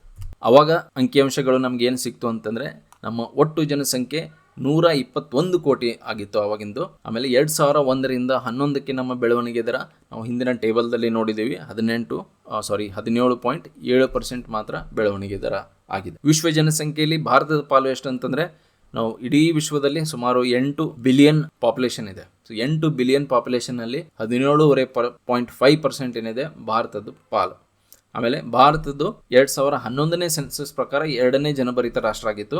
ಆದರೆ ಇತ್ತೀಚಿನ ಡೇಟಾ ಪ್ರಕಾರ ನಾವು ಚೀನಾವನ್ನು ಮೀರಿಸಿ ಇವತ್ತು ಭಾರತ ಅತಿ ಜನಭರಿತ ರಾಷ್ಟ್ರ ಆಗಿದೆ. ಅಂದ್ರೆ ಒಂದನೇ ಜನಭರಿತ ರಾಷ್ಟ್ರ ಅಂತೇಳಿ ಕರಿಬಹುದು. ಇವತ್ತು ಭಾರತ 141 ಕೋಟಿ ದಾಟಿದೆ ಅಂತೇಳಿ ಲೇಟೆಸ್ಟ್ ಡೇಟಾ ಪ್ರಕಾರ ನಮಗೆ ಗೊತ್ತಾಗಿದೆ. ಹಾಗಾಗಿ ಮುಂದಿನ ಸೆನ್ಸಸ್ ಅಲ್ಲಿ ಆಕ್ಚುಯಲ್ ನಂಬರ್ ಎಷ್ಟು ಅಂತ ಹೇಳಿ ನಮಗೆ ಗೊತ್ತಾಗುತ್ತೆ. ಆದರೆ ಭಾರತ ಚೀನಾ ಮೀರಿದ್ದು ಮಾತ್ರ ನಮಗೆ ಇದ್ರ ಬಗ್ಗೆ ಕನ್ಫರ್ಮೇಶನ್ ಇದೆ. ಸೊ ಅತಿ ಹೆಚ್ಚು ಜನರು ಅಥವಾ ಜನಸಂಖ್ಯೆ ಇರುವಂತ ರಾಜ್ಯ ಯಾವುದು ಅಂತ ಹೇಳಿ ಕೇಳಿದ್ರೆ ಉತ್ತರ ಪ್ರದೇಶ. ಅತಿ ಕಡಿಮೆ ಜನಸಂಖ್ಯೆ ಇರುವ ರಾಜ್ಯ ಯಾವುದು ಅಂತಂದ್ರೆ ಸಿಕ್ಕಿಂ. ಅದು ಬರೀ 60 ಲಕ್ಷದಿಂದ ಒಂದು ರಾಜ್ಯ ಆಗಿದ್ದು ಸಿಕ್ಕಿಂ. ಸೊ ಅತಿ ಕಡಿಮೆ ಜನಸಂಖ್ಯೆ ಇರುವಂತ ರಾಜ್ಯ ಆದ್ರೆ ಉತ್ತರ ಪ್ರದೇಶ ಅತಿ ಹೆಚ್ಚು ಜನಸಂಖ್ಯೆ ಇರುವಂತ ರಾಜ್ಯ 2011ರ ಜನಗಣತಿ ಪ್ರಕಾರ. ಸೊ ರಾಜ್ಯವಾರು ನಾವು ನೋಡೋದಾದ್ರೆ ಅತಿ ಹೆಚ್ಚು ಜನಸಂಖ್ಯೆ ಇರುವ ಉತ್ತರ ಪ್ರದೇಶ 19.9 ಕೋಟಿ. ಇವೆಲ್ಲ 2011ರ ಸೆನ್ಸಸ್ ಪ್ರಕಾರ ನಾನು ಹೇಳ್ತಿರೋದು. 11ರ ಪ್ರಕಾರ ಅತಿ ಹೆಚ್ಚು ಜನಸಂಖ್ಯೆ ಇರುವ ರಾಜ್ಯಗಳು ಅಂತ ಕೇಳಿ ರಾಜ್ಯ ಯಾವುದು ಅಂತ ಹೇಳಿ ಬಂತಂದ್ರೆ ಉತ್ತರ ಪ್ರದೇಶ ಅತಿ ಹೆಚ್ಚು. ಸೊ ಈ ತರ ಕ್ವಶನ್ ನಿಮಗೆ ಬಂದ್ರೆ ಉತ್ತರ ಪ್ರದೇಶ ನೀವು ಸೆಲೆಕ್ಟ್ ಮಾಡಬೇಕು. ಅದೇ ಅತಿ ಕಡಿಮೆ ಅಂತ ಬಂದಾಗ ಸಿಕ್ಕಿಂ 60 ಲಕ್ಷ. ಉಳಿದು ಎಲ್ಲ north East States, Goa, western state ಪಶ್ಚಿಮದ ಒಂದು ರಾಜ್ಯ. ಜನಸಂಖ್ಯೆ ಸೊ ಇದು ರಾಜ್ಯವಾರು ಜನಸಂಖ್ಯೆ. ಇದರಲ್ಲಿ ನಾವು ಕೇಂದ್ರ ಆಡಳಿತ ಪ್ರದೇಶವನ್ನ ಸೇರಿಸ್ಕೊಂಡಿಲ್ಲ. ಹಾಗಾಗಿ ರಾಜ್ಯ ಅಂತ ಬಂದಾಗ ಹೆಚ್ಚು ಮತ್ತೆ ಕಡಿಮೆ ಅಂಕಿಅಂಶಗಳಿದೆ. ಕೇಂದ್ರ ಆಡಳಿತ ಪ್ರದೇಶ ಅಂತಂದ್ರೆ ಅದರ ಅಂಕಿಅಂಶ ಬೇರೆ ಇದೆ. ಕೇಂದ್ರ ಆಡಳಿತವಾದ ಪ್ರದೇಶ ಮತ್ತು ಯಾಕಂದ್ರೆ ಇದರಲ್ಲಿ ಈಗ ಕೆಲವೊಂದು ಕೇಂದ್ರ ಆಡಳಿತ ಪ್ರದೇಶ ಪುದುಚೇರಿ ಆಗಿರಲಿ, ಆಮೇಲೆ ದಾದರ್ ಅಂಡ್ ನಗರ್ ಹವೇಲಿ ಆಗಿರ್ಬೋದು, ದಮನ್ ಅಂಡ್ ದಿಯು ಆಗಿರ್ಬೋದು. ಆಮೇಲೆ ಈಗ ಹೊಸದಾದ 2 ಕೇಂದ್ರ ಆಡಳಿತ ಪ್ರದೇಶ ಯಾವ ಅಂತಂದ್ರೆ ಜಮ್ಮು ಮತ್ತು ಕಾಶ್ಮೀರ ಮತ್ತೆ ಲಡಾಖ್. ಸೊ ಇವು 2 ಹೊಸದಾಗಿ. ಜಮ್ಮು ಕಾಶ್ಮೀರ ಒಂದು ಕೇಂದ್ರ ಆಡಳಿತ ಪ್ರದೇಶ ಆಗಿ ಬೇರ್ಪಟ್ಟರೆ ಲಡಾಖ್ ಅನ್ನು ಇನ್ನೊಂದು ಕೇಂದ್ರ ಆಡಳಿತ ಪ್ರದೇಶ ಅಂತೇಳಿ ಮಾಡಿದ್ದಾರೆ. ಸೊ ಈ ಕೇಂದ್ರ ಆಡಳಿತ ಪ್ರದೇಶವನ್ನ ಇಲ್ಲಿ ರಾಜ್ಯವಾರು ಅಂದಾಗ ಅಲ್ಲಿ ಸೇರಿಸ್ಕೊಂಡಿಲ್ಲ. ಹಾಗಾಗಿ ಇಲ್ಲಿ ಅತಿ ಕಡಿಮೆ ಇದ್ದಾಗ ನೀವು ಸಿಕ್ಕಿಂನ ನೋಡ್ತೀವಿ. ಇಲ್ಲ ಅಂತಂದ್ರೆ ಬೇರೆ ಯಾವ್ದಾದ್ರು ಕೇಂದ್ರ ಆಡಳಿತ ಪ್ರದೇಶದಲ್ಲಿ ಬಂದ್ರು ಬರ್ಬೋದು. ಜನಸಂಖ್ಯೆ ಬೆಳವಣಿಗೆ ದರ ನಾನು ಆಗ್ಲೇ ಹೇಳಿದೆ. ಸೊ ಫಸ್ಟ್ ಸ್ಟಾರ್ಟ್ ಮಾಡಿದ್ನಲ್ಲ, ವಿಡಿಯೋ ಸ್ಟಾರ್ಟ್ ಮಾಡೋಕ್ಕಿಂತ ಮುಂಚೆ ಕ್ವಶನ್ ಏನಾಗಿತ್ತು ಅಂತಂದ್ರೆ ಯಾವ ದಶಕದಲ್ಲಿ ನಾವು ಗರಿಷ್ಠ ಜನಸಂಖ್ಯೆ ಬೆಳವಣಿಗೆ ದರವನ್ನ ದಾಖಲೆ ಮಾಡಿದ್ವಿ ಅಂತಂದಾಗ 1971ರಲ್ಲಿ ನಾವು ಗರಿಷ್ಠ ಜನಸಂಖ್ಯೆ ಬೆಳವಣಿಗೆ ದರವನ್ನು ದಾಖಲೆ ಮಾಡಿದ್ವಿ. ಇತ್ತೀಚಿನ ದಿನಗಳಲ್ಲಿ ನಾವು ಕಳೆದ ಸೆನ್ಸಸ್ ನೋಡಿದಾಗ ನಮ್ಮ ಇಳಿಕೆ ಕಾಣಿಸ್ತದೆ. ಯಾಕಂತಂದ್ರೆ ಇದಕ್ಕಿಂತ ಮುಂಚೆ ನಾವು 21% ಇದರಲ್ಲಿ ಇದ್ರೆ 21-22% ಜನನ ದರ ಇದ್ರೆ ನಮ್ಮ ಕೊನೆಯ ಸೆನ್ಸಸ್ ಅಲ್ಲಿ 17.7% ಜನನ ದರ ಆಗಿತ್ತು. ಹಾಗಾಗಿ ನಾವು ಕಂಟಿನ್ಯೂಸ್ ಆಗಿ ಕೊನೆಯ ಒಂದು 3 ದಶಕದಿಂದ ಏನೋ ನಾವು ಒಂದು ಇಳಿಕೆಯನ್ನು ನೋಡ್ತಾ ಇದ್ದೀವಿ ಜನನ ದರದಲ್ಲಿ. ಸೊ ಈ ಮುಂದಿನ ಸೆನ್ಸಸ್ ಮಾಡಿದಾಗಲೂ ಖಂಡಿತವಾಗ್ಲೂ ನಮಗೆ ಮತ್ತಷ್ಟು ಇಳಿಕೆಯನ್ನು ನಾವು ನೋಡ್ಬೋದು. ಸೊ ದಶಕವಾರು ನಾವು ನೋಡಿದಾಗ ಅತಿ ಹೆಚ್ಚು ಬೆಳವಣಿಗೆ ದರ ಎಲ್ಲಿ ಇತ್ತು ಅಂತಂದ್ರೆ ಮೇಘಾಲಯದಲ್ಲಿ ಇತ್ತು. ಸೊ ಇದರೊಂದು ಮತ್ತೊಂದು ನಿಮಗೆ ಕ್ವಶನ್ ಬರ್ಬೋದು ಇದ್ರ ಮೇಲೆ. ಮೇಘಾಲಯ ಅಥವಾ ಯಾವ ರಾಜ್ಯದಲ್ಲಿ ಅತಿ ಹೆಚ್ಚು ದಶಕವಾರು ಜನಸಂಖ್ಯೆ ಬೆಳವಣಿಗೆ ದರ ಇತ್ತು ಅಂತ ಬಂತಂದ್ರೆ ಆಗ್ಲೂ ಮೇಘಾಲಯ ಅಂತ ಸೆಲೆಕ್ಟ್ ಮಾಡ್ಬೋದು. ಅಥವಾ ದಶಕವಾರು ರಾಜ್ಯಗಳಲ್ಲಿ ಅತಿ ಹೆಚ್ಚು ಬೆಳವಣಿಗೆ ದರ ಎಷ್ಟಿತ್ತು ಅಂತ ಹೇಳಿ ಆಪ್ಷನ್ಸ್ ಏನಾದ್ರು ಬಂತಂದ್ರೆ ಅವಾಗ 27.9% ಅಂತೇಳಿ ನೀವು ಸೆಲೆಕ್ಟ್ ಮಾಡಬಹುದು. ಆಮೇಲೆ ಅದೇ ತರ ಅತಿ ಕಡಿಮೆ ಬೆಳವಣಿಗೆ ದರ ಎಲ್ಲಿ ಅಂತಂದ್ರೆ ನಾಗಾಲ್ಯಾಂಡ್. ಸೊ ನಾಗಾಲ್ಯಾಂಡ್ ನಲ್ಲಿ ಅತಿ ಕಡಿಮೆ ಬೆಳವಣಿಗೆ ದರನ ನಾವು ನೋಡ್ತಾ ಇದ್ವಿ. ಅದಾದ್ಮೇಲೆ ಕೇರಳ, ಗೋವಾ, ಆಂಧ್ರ ಪ್ರದೇಶ ಇಲ್ಲಿ ನೋಡ್ಬೋದು. ಆಮೇಲೆ ಜನನ ದರ ಪ್ರತಿ 1000 ಜನಸಂಖ್ಯೆ ಹುಟ್ಟುವ ಮಕ್ಕಳಿಗೆ ನಾವು ಪ್ರತಿ 1000 ಜನಸಂಖ್ಯೆಗೆ ಎಷ್ಟು ಮಕ್ಕಳು ಹುಟ್ಟಿದ್ವಲ್ಲ ಅದಕ್ಕೆ ನಾವು ಜನನ ದರ ಅಂತ ಕರಿತೀವಿ. ಎಕ್ಸಾಂಪಲ್ 1000 ಜನರು ಇದ್ದಾರೆ ಅಂತಂದ್ರೆ ಆ 1000 ಜನರಲ್ಲಿ ಎಷ್ಟು ಮಕ್ಕಳು ಹುಟ್ಟಿತಾ ಇದ್ದಾರೆ. ಈ 1000ರಲ್ಲಿ 100 ಮಕ್ಕಳು ಹುಟ್ಟಿದ್ರು ಅಂತಂದ್ರೆ ಯಾಕಂದ್ರೆ ಎಲ್ಲರೂ ಮದುವೆ ಆದವರೇ ಇರ್ಬೇಕಂತಿಲ್ಲ. ಸೊ 1000 ಜನರಲ್ಲಿ ಮಕ್ಕಳು ಇರ್ತಾರೆ, ಮುದುಕರು ಇರ್ತಾರೆ, ವಯಸ್ಸಾದವರು, ವಯೋವೃದ್ಧರು, ಎಲ್ಲಾ ತರಹದ ಜನರು ಕೂಡ ಇರ್ತಾರೆ. ಹಾಗಾಗಿ ಆಮೇಲೆ ಯುವಕರು ಇದ್ರೂ ಮದುವೆ ಆಗಿರ್ಬೇಕಂತಿಲ್ಲ. ಹಾಗಾಗಿ ಮಕ್ಕಳು ಹುಟ್ಟೋದು ಜನಸಂಖ್ಯೆಗೆ ಸಮವಾಗಿ ಇರೋಕ್ ಸಾಧ್ಯನೇ ಇಲ್ಲ. ಹಾಗಾಗಿ ಏನಾಗುತ್ತೆ, ಜನಸಂಖ್ಯೆಗಿನ ಕಡಿಮೆನೆ ಮಕ್ಕಳು ಹುಟ್ಟುವ ದರ ಇರ್ತದೆ. ಅದನ್ನ ನಾವು ಜನನ ದರ ಅಂತ ಹೇಳಿ ಕರಿತೀವಿ. ಸೊ ಪ್ರತಿ 1000 ಜನಸಂಖ್ಯೆಗೆ ಎಷ್ಟು ಮಕ್ಕಳು ಹುಟ್ಟಿದ್ವು ಅಂತಂದ್ರೆ ಈಗ 100 ಹುಟ್ಟಿದ್ವು ಅಂತಂದ್ರೆ ಜನಸಂಖ್ಯೆ ದರ ನಮ್ಮಲ್ಲಿ 10% ಅಂತ ಹೇಳಿ ಕರಿತೀವಿ ಜನನ ದರ. ಅದಕ್ಕೆ ನಾವು ಕಚ್ಚಾ ಜನನ ದರ ಅಂತ ಹೇಳಿ ಕರಿತೀವಿ. ಸೊ ಈ ಜನನ ದರ ಪ್ರಕಾರ ನಾವು ನೋಡಿದಾಗ ಅತಿ ಹೆಚ್ಚು ಯಾವ ರಾಜ್ಯದಲ್ಲಿ ಇದೆ ಅಂತಂದ್ರೆ ಬಿಹಾರದಲ್ಲಿದೆ. ಸೊ 25% ಅತಿ ಹೆಚ್ಚು ಜನನ ದರ ಬಿಹಾರದಲ್ಲಿ. ಪ್ರತಿ 1000 ಜನರಿಗೆ ಸುಮಾರು 255 ಮಕ್ಕಳು ಹುಟ್ಟುತ್ತಾ ಇದೆ. ಸೊ ಇದು ಪ್ರಾಬ್ಲಮ್, ಇದು ಕನ್ಸರ್ನಿಂಗ್ ಅಂತಾರೆ. ಯಾಕಂತಂದ್ರೆ ಇಷ್ಟು ಜಾಸ್ತಿ ಜನನ ದರ ಇದ್ದಷ್ಟು ನಿಮ್ಮ ಸವಲತ್ತುಗಳು ಮೇಲೆ, ನಿಮ್ಮ ರಾಜ್ಯದ ಮೇಲೆ ಭಾರ ಆಗ್ತದೆ. ಯಾಕಂದ್ರೆ ಎಲ್ಲರಿಗೂ ನೀವು ಉದ್ಯೋಗ ಅವಕಾಶಗಳು, ಶಿಕ್ಷಣ ಫೆಸಿಲಿಟೀಸ್ ಕೊಡಬೇಕು, ಆರೋಗ್ಯ ಸೇವೆ ಕೊಡಬೇಕು, ಟ್ರಾನ್ಸ್ಪೋರ್ಟೇಷನ್ ಫೆಸಿಲಿಟೀಸು, ಈ ತರ ಬೇರೆ ಬೇರೆ ಸೇವೆಗಳನ್ನ ನೀವು ಅವ್ರಿಗೆ ಒದಗಿಸ್ಬೇಕಂತಂದ್ರೆ ನಿಮ್ಮಲ್ಲಿ ಬಜೆಟ್ದು ಒಂದು ಲಿಮಿಟೇಷನ್ ಇರ್ತದೆ, ಟ್ರೆಜರಿದು ಒಂದು ಲಿಮಿಟೇಷನ್ ಇರ್ತದೆ. ಆ ಲಿಮಿಟೇಷನ್ ಇಟ್ಕೊಂಡು ಕೂಡ ನೀವು ಎಲ್ಲ ಜನರಿಗೆ ಕೊಡಬೇಕು ಅಂತಂದ್ರೆ ಕಷ್ಟ ಆಗ್ತಾ ಇದೆ. ಸೊ ಇಷ್ಟು ಇದಕ್ಕೆ ಇವು ರಾಜ್ಯಗಳು ಏನಿವೆ ಅಲ್ಲ, ಬಿಹಾರ್, ಉತ್ತರ ಪ್ರದೇಶ್, ಮಧ್ಯಪ್ರದೇಶ್, ಇದಕ್ಕೆ ಬಿಮಾರು ರಾಜ್ಯಗಳು ಅಂತ ಹೇಳಿ ಕರೀತಾರೆ. ಯಾಕಂದ್ರೆ ಜನಸಂಖ್ಯೆ ದರ ಹೆಚ್ಚು ಅಷ್ಟೇ ಅಲ್ಲ, ಅದ್ರ ಜೊತೆಗೆ ಬೇರೆ ಬೇರೆ ಸಮಸ್ಯೆ ಕೂಡ ಈ ರಾಜ್ಯಗಳಲ್ಲಿ ಇರೋದ್ರಿಂದ ಇವನ್ನೆಲ್ಲ ಬಿಮಾರು ರಾಜ್ಯಗಳು ಅಂತ ಕರೀತಿದ್ರು. BI ಅಂದ್ರೆ ಬಿಹಾರ್, MA ಅಂದ್ರೆ ಮಧ್ಯಪ್ರದೇಶ್, R ಅಂದ್ರೆ ರಾಜಸ್ಥಾನ್, U ಅಂದ್ರೆ ಉತ್ತರ. ಸೊ ಇವೆಲ್ಲ ಈ 4 ರಾಜ್ಯಗಳಿಗೆ ಸೇರಿಸಿ ಬಿಮಾರು ರಾಜ್ಯಗಳು ಅಂತೇಳಿ ಕರೀತಾ ಇದ್ರು. ಸೊ ಅತಿ ಕಡಿಮೆ ಜನನ ದರ ಯಾವುದು ಅಂತಂದ್ರೆ ಇವತ್ತು ಗೋವಾದಲ್ಲಿ ಅತಿ ಕಡಿಮೆ ಜನನ ದರ ಇದೆ. ಸೊ 12.1% ಅಂದ್ರೆ 1000 ಜನಸಂಖ್ಯೆಗೆ 120 ಮಕ್ಕಳು ಹುಟ್ಟುತ್ತಾ ಇದ್ದಾರೆ. ಅದೇ ತರ ನಾಗಾಲ್ಯಾಂಡ್, ತ್ರಿಪುರ,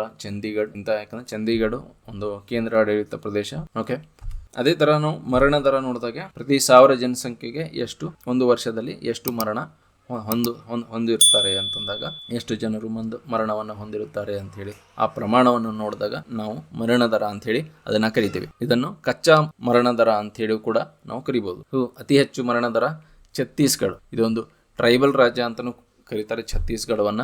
ಛತ್ತೀಸ್ಗಢ 7.9%. ಇವೆಲ್ಲ ಟೇಬಲ್ಸ್ ಅಥವಾ ಅಂಕಿಅಂಶಗಳು ನಿಮ್ಗೆ ಯಾಕೆ ಇಂಪಾರ್ಟೆಂಟ್ ಅಂತಂದ್ರೆ, ಪ್ರಶ್ನೆಗಳು ಅಂಕಿಅಂಶಗಳ ಮೇಲೆ ಬಂದರೆ ನಿಮಗೆ ಎಲ್ಲ ವಿವಿಧ ಪ್ಯಾರಾಮೀಟರ್ಸ್ ಏನಿದೆ, ಬೇರೆ ವಿವಿಧ ಆಯಾಮಗಳಲ್ಲಿ ಈ ಅಂಕಿಅಂಶ ಸೆನ್ಸಸ್ ಅಂಕಿಅಂಶಗಳು ಏನಿವೆ ಅದರ ಬಗ್ಗೆ ನಿಮಗೆ ಪ್ರಶ್ನೆ ಬಂದರೆ ನಿಮಗೆ ಹೇಳಕ್ಕೆ ಟಕ್ ಅಂತ ಹೇಳಿ ನೆನಪಾಗಬೇಕು. ಹಾಗಾಗಿ ಇಂಪಾರ್ಟೆಂಟ್ ಎಲ್ಲ ಇದನ್ನು ನಾನು ಈ ಪ್ರೆಸೆಂಟೇಷನಲ್ಲಿ ಇನ್ಕ್ಲೂಡ್ ಮಾಡಿದ್ದೀನಿ. ಹಾಗಾಗಿ ಇವೆಲ್ಲ ಡೇಟಾ ಪಾಯಿಂಟ್ಸ್ ನಿಮಗೆ ಇಂಪಾರ್ಟೆಂಟ್, ಇದನ್ನೆಲ್ಲ ನೀವು ನೆನ್ಪಿಟ್ಕೋಬೇಕಾಗುತ್ತೆ. ಆಮೇಲೆ ಒಡಿಶಾ ರಾಜ್ಯ, ಆಮೇಲೆ ಪಂಜಾಬ್ ಮತ್ತು ಕೇರಳ ಸೊ ಅತಿ ಹೆಚ್ಚು ಮರಣವನ್ನು ಹೊಂದುತ್ತಾರೆ. ಅತಿ ಕಡಿಮೆ ಮರಣ ಎಲ್ಲಿ ಹೊಂದುತ್ತಾರೆ ಅಂತಂದ್ರೆ ದೆಹಲಿ, ನಾಗಾಲ್ಯಾಂಡ್, ದಾದ್ರಾ ನಗರ್ ಹವೇಲಿ, ಚಂಡೀಗಢ. ಸೊ ನೋಡ್ರಿ 3.5% 4%. ಸೊ ಈ ರೇಂಜಲ್ಲಿ ಇರುವಂತಹ ರಾಜ್ಯಗಳು ಅತಿ ಕಡಿಮೆ. 7% ಮೇಲ್ಗಡೆ ಇರುವಂತಹ ರಾಜ್ಯಗಳು ಅತಿ ಹೆಚ್ಚು ಮರಣವನ್ನು ಹೊಂದಿರುತ್ತೆ. ಅತಿ ಹೆಚ್ಚು ಯಾಕಾಗ್ತದೆ ಅಂದರೆ ಆರೋಗ್ಯ ಸೇವೆಗಳು ಇರ್ಬೋದು, ಆಮೇಲೆ ಯಾವುದೇ ತರಹದ ಪ್ರಕೃತಿ ವಿಕೋಪಗಳು ಇದ್ರೂ ಕೂಡ ಮರಣ ದರ ಹೆಚ್ಚು ಆಗುತ್ತದೆ. ಈಗ ಛತ್ತೀಸ್ಗಢ, ಒಡಿಶಾ ಇಂಥಲ್ಲಿ ಒಡಿಶಾದಲ್ಲಿ ಸೈಕ್ಲೋನ್ ಅದು ಬಂದು ಪ್ರಕೃತಿ ವಿಕೋಪಗಳು ಬಂದು ಆವಾಗ ಮರಣ ದರ. ಅದರ ಒಂದು ಸರ್ಪ್ರೈಸಿಂಗ್ ಏನಂತಂದರೆ ಪಂಜಾಬ್ ಮತ್ತು ಕೇರಳ ಇಲ್ಲಿರೋದು ಸರ್ಪ್ರೈಸಿಂಗ್. ಅದನ್ನು ನಾವು ಸೆನ್ಸಸ್ ಡೇಟಾವನ್ನು ತೆಗೆದು ಬಿಡಿಸಿ ನೋಡಿದಾಗ ನಮ್ಗೆ ಇನ್ನೂ ಡೀಟೇಲ್ ಆಗಿ ಗೊತ್ತಾಗುತ್ತೆ ಪಂಜಾಬ್ ಮತ್ತು ಕೇರಳದಲ್ಲಿ ಯಾಕೆ ಮರಣ ದರ ಹೆಚ್ಚಾಗಿದೆ ಅಂತೇಳಿ. ಕಳೆದ 10 ವರ್ಷದಲ್ಲಿ ಏನಾದರೂ ಒಂದು ಇವೆಂಟ್ ಆ ಥರ ಆಗಿದೆಯಾ ಇಲ್ಲಿ ಮರಣ ದರ? ಯಾಕಂದರೆ ಪಂಜಾಬ್ ಒಂದು ಡೆವಲಪಿಂಗ್ ಸ್ಟೇಟ್, ಅಂದರೆ ಒಳ್ಳೆಯ ಬೆಳವಣಿಗೆ ಇರುವಂಥ ಸ್ಟೇಟ್ ಅಂತೇಳಿ ಪಂಜಾಬ್ ಮತ್ತು ಕೇರಳವನ್ನು ನಾವು ಕರಿತೀವಿ. ಆದರೂ ಕೂಡ ಅಲ್ಲಿ ಮರಣ ದರ ಹೆಚ್ಚಾಗಿದೆ ಅಂತಂದರೆ ಅಲ್ಲಿ ನಾವು ಬಿಡಿಸಿ ನೋಡಬೇಕಾಗತ್ತೆ ಅಲ್ಲಿ ಏನು ನಿಜವಾದ ಸಮಸ್ಯೆ ಏನಿದೆ. ಓಕೆ, ಸೊ ಶಿಶು ಮರಣ ದರ ಅಂತಂದರೆ ಪ್ರತಿ 1000 ಹುಟ್ಟುವ ಮಕ್ಕಳಲ್ಲಿ ಮೊದಲ ಹುಟ್ಟು ಹಬ್ಬ ಆಚರಿಸಿಕೊಳ್ಳದೆ ಸಾವನ್ನು ಅಪ್ಪುವ ಮಕ್ಕಳು ಎಷ್ಟು ಅಂತ ಹೇಳಿ ನಾವು ನೋಡಿದಾಗ ಅದಕ್ಕೆ ನಾವು ಶಿಶು ಮರಣ ದರ ಅಂತ ಹೇಳಿ ಕರಿತೀವಿ. ಸೊ 1,000 ಮಕ್ಕಳು ಹುಟ್ಟಿದ್ರೆ ಮೊದಲನೇ ವರ್ಷ ಬರ್ಡೇ ಒಳಗಡೆನೆ ಅವರು ಎಷ್ಟು ಜನರು ಅಥವಾ ಎಷ್ಟು ಮಕ್ಕಳು ಮರಣ ಹೊಂದುತ್ತಾರೆ ಅಂತ ನಾವು ನೋಡಿದರೆ ಅದನ್ನು ನಾವು ಶಿಶು ಮರಣ ದರ, ಇನ್ಫಂಟ್ ಮಾರ್ಟಾಲಿಟಿ ರೇಟ್ ಅಂತೇಳಿ ಅದನ್ನು ನಾವು ಕರಿತೀವಿ. ಸೊ ಭಾರತದಲ್ಲಿ ಅಧಿಕ ಶಿಶು ಮರಣ ಕಾರಣ ಅಂತಂದ್ರೆ ಅಧಿಕ ಜನನ ದರ ಏನಾಗುತ್ತದೆ, ಹೆಚ್ಚು ಮಕ್ಕಳು ಇರೋದ್ರಿಂದ ನಿಮಗೆ ಸರಿಯಾದ ಅವ್ರಿಗೆ ಪೌಷ್ಟಿಕತೆಯ ಆಹಾರವನ್ನು ನೀವು ನೀಡೋಕ್ಕೆ ಆಗೋದಿಲ್ಲ. ಅವರಿಗೆ ಟೈಮ್ ಟು ಟೈಮ್ ನೀವು ಕರ್ಕೊಂಡು ಹೋಗಿ ಹಾಸ್ಪಿಟಲ್ ಸೇವೆ ಕೊಡಿಸೋಕ್ಕೆ ಆಗಲ್ಲ, ವ್ಯಾಕ್ಸಿನೇಷನ್ ಕೊಡಿಸೋಕ್ಕೆ ಆಗಲ್ಲ. ಸೊ ಅಧಿಕವಾದ ಜನನ ದರ ಇದ್ದಷ್ಟು ಏನಾಗುತ್ತೆ, ಅಧಿಕವಾದ ಶಿಶು ಮರಣವನ್ನು ಕೂಡ ನೀವು ನೋಡ್ತೀರಿ. ಸೊ ಜನನ ದರ. ಆಮೇಲೆ ತಾಯಂದಿರು ಮಲ್ಟಿಪಲ್ ಟೈಮ್ ಪ್ರೆಗ್ನೆನ್ಸಿಯನ್ನು ಹೊಂದಿದ್ರೆ ಮೊದಲನೇ ಸಲ ಮಕ್ಕಳನ್ನು ಹೆರ್ತಾರೆ, ಹೆಲ್ದಿಯಾಗಿರ್ತಾರೆ.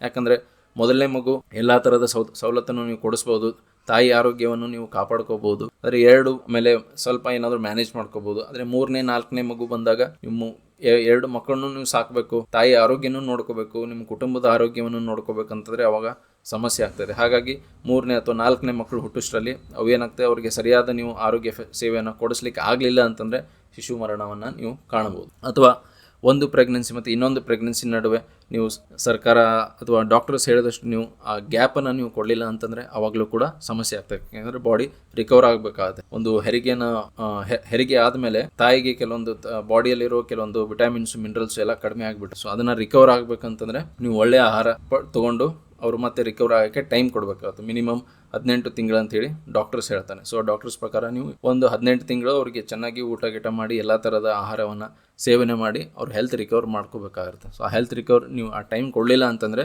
ಮತ್ತೆ 2ನೇ ಹೆರಿಗೆ ಆಯ್ತು ಅಂತಂದರೆ ಅಲ್ಲಿ ಸಮಸ್ಯೆ ಕಾಣ್ತದೆ. ಯಾಕಂದರೆ ಬಾಡಿಯಲ್ಲಿರೋ ಎಲ್ಲ ಮಿನರಲ್ಸ್ ಆಲ್ರೆಡಿ ವೀಕ್ನೆಸ್ ಬಂದುಬಿಟ್ಟು ಹೋಗ್ಬಿಟ್ಟಿರುತ್ತೆ. ಸೊ ಸೆಕೆಂಡ್ ನಿಮಗೆ ಮಗುವಿಗೂ ತಾಯಿಯಿಂದನೇ ಹೋಗಬೇಕಲ್ಲ ಎಲ್ಲ ವಿಟಮಿನ್ಸು ಮತ್ತು ಎಲ್ಲ ಥರದ ಪೌಷ್ಟಿಕಾಂಶ. ಸೊ ತಾಯಿಯಲ್ಲೇ ಇಲ್ಲ ಅಂದಮೇಲೆ ಮಗುವಿಗೆ ಹೋಗೋಕ್ಕೆ ಆಗೋದಿಲ್ಲ ಅದು. ಹಾಗಾಗಿ ಮಗು ಹುಟ್ಟಿದ ಮೇಲೆ ಆದರೆ ಇನ್ ಟೈಮ್ ನೀವು ಅದಕ್ಕೆ ಏನೇನು ಬೇಕು ಆ ಪೌಷ್ಟಿಕಾಂಶನ ನೀವು ಕೊಡ್ಲಿಕ್ಕೆ ಆಗಲಿಲ್ಲ ಅಂತಂದರೆ ಮರಣವನ್ನು ಹೊಂದ್ಬಿಡುತ್ತೆ. ಹಾಗಾಗಿ ಜನನ ದರ ಕಂಟ್ರೋಲ್ ಮಾಡೋದು ಅಷ್ಟೇ ಇಂಪಾರ್ಟೆಂಟ್. ಜನನ ದರ ಕಂಟ್ರೋಲ್ ಮಾಡಿದರೆ ಶಿಶು ಮರಣ ದರನ ನಾವು ಕಂಟ್ರೋಲ್ ಮಾಡ್ಬೋದು. ಅದರ ಜೊತೆಗೆ ಸರ್ಕಾರದಿಂದ ಏನೇನು ಪ್ರೋಗ್ರಾಮ್ಸ್ ಇದೆ ಆ ಪ್ರೋಗ್ರಾಮ್ಸನ್ನು ಫಾಲೋ ಮಾಡಿದರೆ ನಾವು ಶಿಶು ಮರಣ ದರವನ್ನು ಕಡಿಮೆ ಮಾಡ್ಕೋಬಹುದು. ಸೊ 51ರಲ್ಲಿ ನೋಡಿ 145 ಇದೆ, ಬಹಳ ಹೈ ಇದು. 14% ನಿಮ್ಮ 1000 ಮಕ್ಕಳಲ್ಲಿ 145 ಮಕ್ಕಳು ಸಾವನ್ನಪ್ತಾ ಇದ್ದಾರೆ, 1 ವರ್ಷದ ಒಳಗಿನ ಮಕ್ಕಳು ಸಾವನ್ನಪ್ತಾ ಇದ್ದಾರೆ ಅಂತಂದ್ರೆ ಇದು ಬಹಳ ದೊಡ್ಡ ನಂಬರ್. ಈಗ ನೋಡಿ ಲೇಟೆಸ್ಟ್ ಇದು family health survey, national family health survey ಪ್ರಕಾರ 28 ಅಂತ ಹೇಳಿ ಇಲ್ಲಿ ನೋಡ್ತಾ ಇದ್ದೀವಿ. ಸೊ ನ್ಯಾಷನಲ್ ಡೇಟಾ ನಾವು ನೋಡಿದಾಗ 28 ಅಂತಂದ್ರೆ ನಾವು ಈಗ 14% ಇಂದ ಸುಮಾರು 3%, 2.8% ವರೆಗೂ ನಾವು ಇಳಿಕೆಯನ್ನು ನೋಡಿದ್ವಿ. ಯಾಕಂತಂದರೆ ಅವೇರ್ನೆಸ್ ಬಂದು ಜನನ ದರದ ಮೇಲೆ ನಾವು ಕಂಟ್ರೋಲ್ನ ಪಡ್ಕೊಂಡ್ವಿ. ಅದ್ರ ಜೊತೆಗೆ ಆರೋಗ್ಯ ಸೇವೆಗಳನ್ನ ಹೆಚ್ಚು ಮಾಡಿದ್ವಿ. ಈಗ ಒಂದು ತಾಯಿಯ ಒಂದು ಹೆಣ್ಮಗಳು ಇವತ್ತು ಪ್ರೆಗ್ನೆಂಟ್ ಆಗಿದ್ದಾಳೆ ಅಂತಂದರೆ ಅವ್ರಿಗೆ ಸರ್ಕಾರ ಕಡೆಯಿಂದ ವರ್ಕರ್ಸ್ ಬರ್ತಾರೆ. ವರ್ಕರ್ಸ್ ಬಂದು ಅವರಿಗೆಲ್ಲ ಎಕ್ಸ್ಪ್ಲನೇಷನ್ ಮಾಡಿ ಅವ್ರಿಗೆ ಯಾವ ಥರ ಆಹಾರ ಸೇವನೆ ಮಾಡಬೇಕು, ಅವ್ರಿಗೆ ಯಾವ ಥರ ಸಪ್ಲಿಮೆಂಟಲ್ ಟ್ಯಾಬ್ಲೆಟ್ಸ್ನ ನೀಡಬೇಕು, ವಿಟಮಿನ್ಸು, ಈ ಥರ ಎಲ್ಲ ಅವರಿಗೆ ನಾಲೆಜ್ ಕೊಟ್ಟು ಅವ್ರಿಗೆ ಮನೆಯವರೆಗೂ ಅವ್ರಿಗೆ ಮೆಡಿಸಿನ್ಸು, ಆಮೇಲೆ ಅವ್ರಿಗೆ ಏನೇನೋ ಪೌಷ್ಟಿಕಾಂಶ ಬೇಕು ಅದನ್ನೆಲ್ಲ ಅವರಿಗೆ ತಲುಪಿಸಿ ಆಮೇಲೆ ಫಾಲೋ ಅಪ್ ಮಾಡ್ತಿರ್ತಾರೆ. 6 ತಿಂಗಳು 7 ತಿಂಗಳವರೆಗೂ ಅವ್ರಿಗೆ ಒಂಥರ ಫಾಲೋ ಅಪ್ ಮಾಡ್ತಿರ್ತಾರೆ. ಸೊ ಅವರಿಗೆ ಬಂದು ಒಂದು ಕಾರ್ಡನ್ನು ಕೊಡ್ತಾರೆ. ಕಾರ್ಡ್ ಕೊಟ್ಟು ಕರ್ನಾಟಕದ ಹೇಳ್ತಾ ಇದ್ದೀನಿ, ಅದೇ ಥರ ಬೇರೆ ಬೇರೆ ರಾಜ್ಯಗಳಲ್ಲೂ ಬೇರೆ ಬೇರೆ ಥರ ಇಂಥ ಸ್ಕೀಮ್ಸ್ ಇರ್ತವೆ. ಸೊ ಅವರಿಗೆ ಫಾಲೋ ಅಪ್ ಮಾಡಿ 6 ತಿಂಗಳವರೆಗೂ ಅವರಿಗೆಲ್ಲ ಟೈಮ್ ಟು ಟೈಮ್ ಅವ್ರಿಗೆ ಏನೇನು ಬೇಕೋ ಅವರು ಸೇವೆಯನ್ನು, ಆರೋಗ್ಯ ಸೇವೆಯನ್ನು ಪಡಿತಾ ಇದ್ದಾರಲ್ಲ ಅಂತ ಹೇಳಿ ಫಾಲೋ ಅದೆಲ್ಲ ಸ್ಕೀಮ್ಸ್ ನಾವು ಮಾಡಿದ ಮೇಲೆ ಈ ಇಳಿಕೆಯನ್ನು ನಾವು ಹಂತವಾಗಿ ಇಳಿಕೆಯನ್ನು ಮಾಡ್ಕೊಂಡಿದ್ವಿ. ಇಲ್ಲಿ ನೋಡಿ ಮತ್ತೆ ಮಧ್ಯಪ್ರದೇಶ ನೋಡಿ ಅತಿ ಹೆಚ್ಚು ಶಿಶು ಮರಣ ಇರುವಂಥ ರಾಷ್ಟ್ರ. ಸೊ ಬಿಮಾರು ರಾಜ್ಯಗಳಲ್ಲಿ ಇದು ಒಂದು. ಉತ್ತರ ಪ್ರದೇಶ 2 ಬಿಮಾರು ರಾಜ್ಯಗಳು ಅತಿ ಹೆಚ್ಚು ಶಿಶು ಮರಣ ದರ ಹೊಂದಿರುವಂಥ ರಾಜ್ಯಗಳು. ಕಡಿಮೆ ಅಂತಂದರೆ ಮಿಜೋರಾಂ, ನಾಗಾಲ್ಯಾಂಡ್, ಸಿಕ್ಕಿಂ, ಗೋವಾ ಇವೆಲ್ಲ ಕಡಿಮೆ ಇರುವಂಥ ರಾಜ್ಯಗಳು. ಓಕೆ, ಸೊ ತಾಯಂದಿರ ಮರಣ ದರವನ್ನು ಇವತ್ತೊಂದು ಲಾಸ್ಟ್ ಈ ಪಾಯಿಂಟನ್ನು ನೋಡಿ ಇವತ್ತಿನ ವಿಡಿಯೋ ನಾನು ಸ್ಟಾಪ್ ಮಾಡ್ತೀನಿ. ಯಾಕಂದರೆ ವಿಡಿಯೋ ಆಗಲಿದ್ದು ಬಹಳ ದೊಡ್ಡದಾಗಿದೆ. ಸೊ ಇದಾದಮೇಲೆ ನಾನು ಮುಂದಿನ ವಿಡಿಯೋದಲ್ಲಿ ಮತ್ತೊಂದಿಷ್ಟು ಕೆಲವೊಂದು ಇಂಪಾರ್ಟೆಂಟ್ ಪಾಯಿಂಟ್ಸ್ ಇದೆ, ಆ ಇಂಪಾರ್ಟೆಂಟ್ ಪಾಯಿಂಟ್ಸ್ನ ಕವರ್ ಮಾಡಿ ಈ ಜನಸಂಖ್ಯೆ ಬೆಳವಣಿಗೆಯ ಟಾಪಿಕನ್ನು ನಾವು ಮುಂದಿನ ವಿಡಿಯೋದಲ್ಲಿ ಸಂಪೂರ್ಣವಾಗಿ ಕ್ಲೋಸ್ ಮಾಡೋಣ ಇದರಲ್ಲಿ. ಓಕೆ, ಸೊ ತಾಯಂದಿರ ಮರಣ ದರ ಅಂತಂದರೆ ಸೊ ಮೆಟರ್ನಲ್ ಮಾರ್ಟಿಲಿಟಿ ರೇಟ್ ಅಂತಂದರೆ ಇದೆ, ಡೆಲಿವರಿ ಆದಮೇಲೆ ಸಾವನ್ನು ಅಪ್ಪೋದು. ಸೊ ಪ್ರತಿ 1,00,000 ತಾಯಂದಿರಲ್ಲಿ ಮಗುವಿಗೆ ಜನ್ಮ ನೀಡದ ಸಂದರ್ಭದಲ್ಲಿ ಪ್ರಾಣ ಹೋಯ್ತಂತಂದರೆ ಅದಕ್ಕೆ ನಾವು ಮಾರ್ಟಾಲಿಟಿ ರೇಟ್ ಅಂತ ಹೇಳಿ ಕರಿತೀವಿ. ಸೊ ಪ್ರತಿ 1,00,000ದಲ್ಲಿ ಎಷ್ಟು ತಾಯಂದಿರು ಜನ್ಮ ನೀಡಿದ ಕೂಡಲೇ ಮರಣವನ್ನು ಹೊಂದುತ್ತಾರೆ. ಸೊ 1991ನಲ್ಲಿ ನಾವು ಸರ್ವೆ ನಮ್ಮ ಸೆನ್ಸಸ್ ಅಲ್ಲಿ ಏನಾಗಿತ್ತು, 437 ಅಂತಂದ್ರೆ 1,00,000ದಲ್ಲಿ 437 ಅಂತಂದ್ರೆ ಸುಮಾರು 0.1% ಅಂತ ಹೇಳ್ಬೋದು. ಸಾರಿ 0.4%. ಆಮೇಲೆ ನ್ಯಾಷನಲ್ ಹೆಲ್ತ್ ಸರ್ವೆ 2015ರಿಂದ 17ವರೆಗೂ ಎಷ್ಟದು 122 ನಾವು ಕಡಿಮೆ ಮಾಡ್ಕೊಂಡಿದ್ವಿ. 16-18 ಡೇಟಾ ನೋಡಿದ್ರೆ 113ಕ್ಕೆ ಬಂದಿತ್ತು. ಲೇಟೆಸ್ಟ್ ಸರ್ವೆ ಆಗಿದ್ದು 18-20. ಸೊ 18ರಿಂದ 20 ಏನು ಸರ್ವೆ ಆಯಿತು ಅದರಲ್ಲಿ ನಾವು ಇನ್ನೂ ಹತೋಟಿಗೆ ತಂದು 97 ಮಾಡ್ಕೊಂಡಿದ್ವಿ. ಕೆಲವು ಬೇರೆ ಬೇರೆ ಕಾಂಪ್ಲಿಕೇಶನ್ಸ್ಗಳಿಂದ ಆಗ್ತಾರೆ. ಸೊ 97 ಒಂದು ಒಳ್ಳೆ ರೇಟ್ಗೆ ನಾವು ಇಳಿಕೆಯನ್ನು ಮಾಡ್ಕೊಂಡಿದ್ದೀವಿ. ಯಾಕಂತಂದರೆ ನಾವು ಸರ್ಕಾರದಿಂದ ಬಹಳಷ್ಟು ಶ್ರಮ ಹಾಕಿದೆ, ದುಡ್ಡನ್ನು ಹಾಕಿದೆ, ಟೈಮನ್ನು ಹಾಕಿದೆ, ಬೇರೆ ಬೇರೆ ಎಲ್ಲ ಥರದ ರಿಸೋರ್ಸಸ್ಸನ್ನು ಹಾಕಿದೆ. ಸೊ ಹಾಗಾಗಿ ವರ್ಕರ್ಸ್ ಬರ್ತಾರೆ. ವರ್ಕರ್ಸ್ ಬಂದು ಅವ್ರಿಗೆಲ್ಲ ತಿಳುವಳಿಕೆ ನೀಡಿದ ಮೇಲೆ ಆಗಲೇ ಹೇಳಿದೆ ನಾನು, ಫ್ಯಾಮಿಲಿ ಪ್ಲಾನಿಂಗ್ ಬಗ್ಗೆ ತಿಳುವಳಿಕೆ ನೀಡುತ್ತಾರೆ.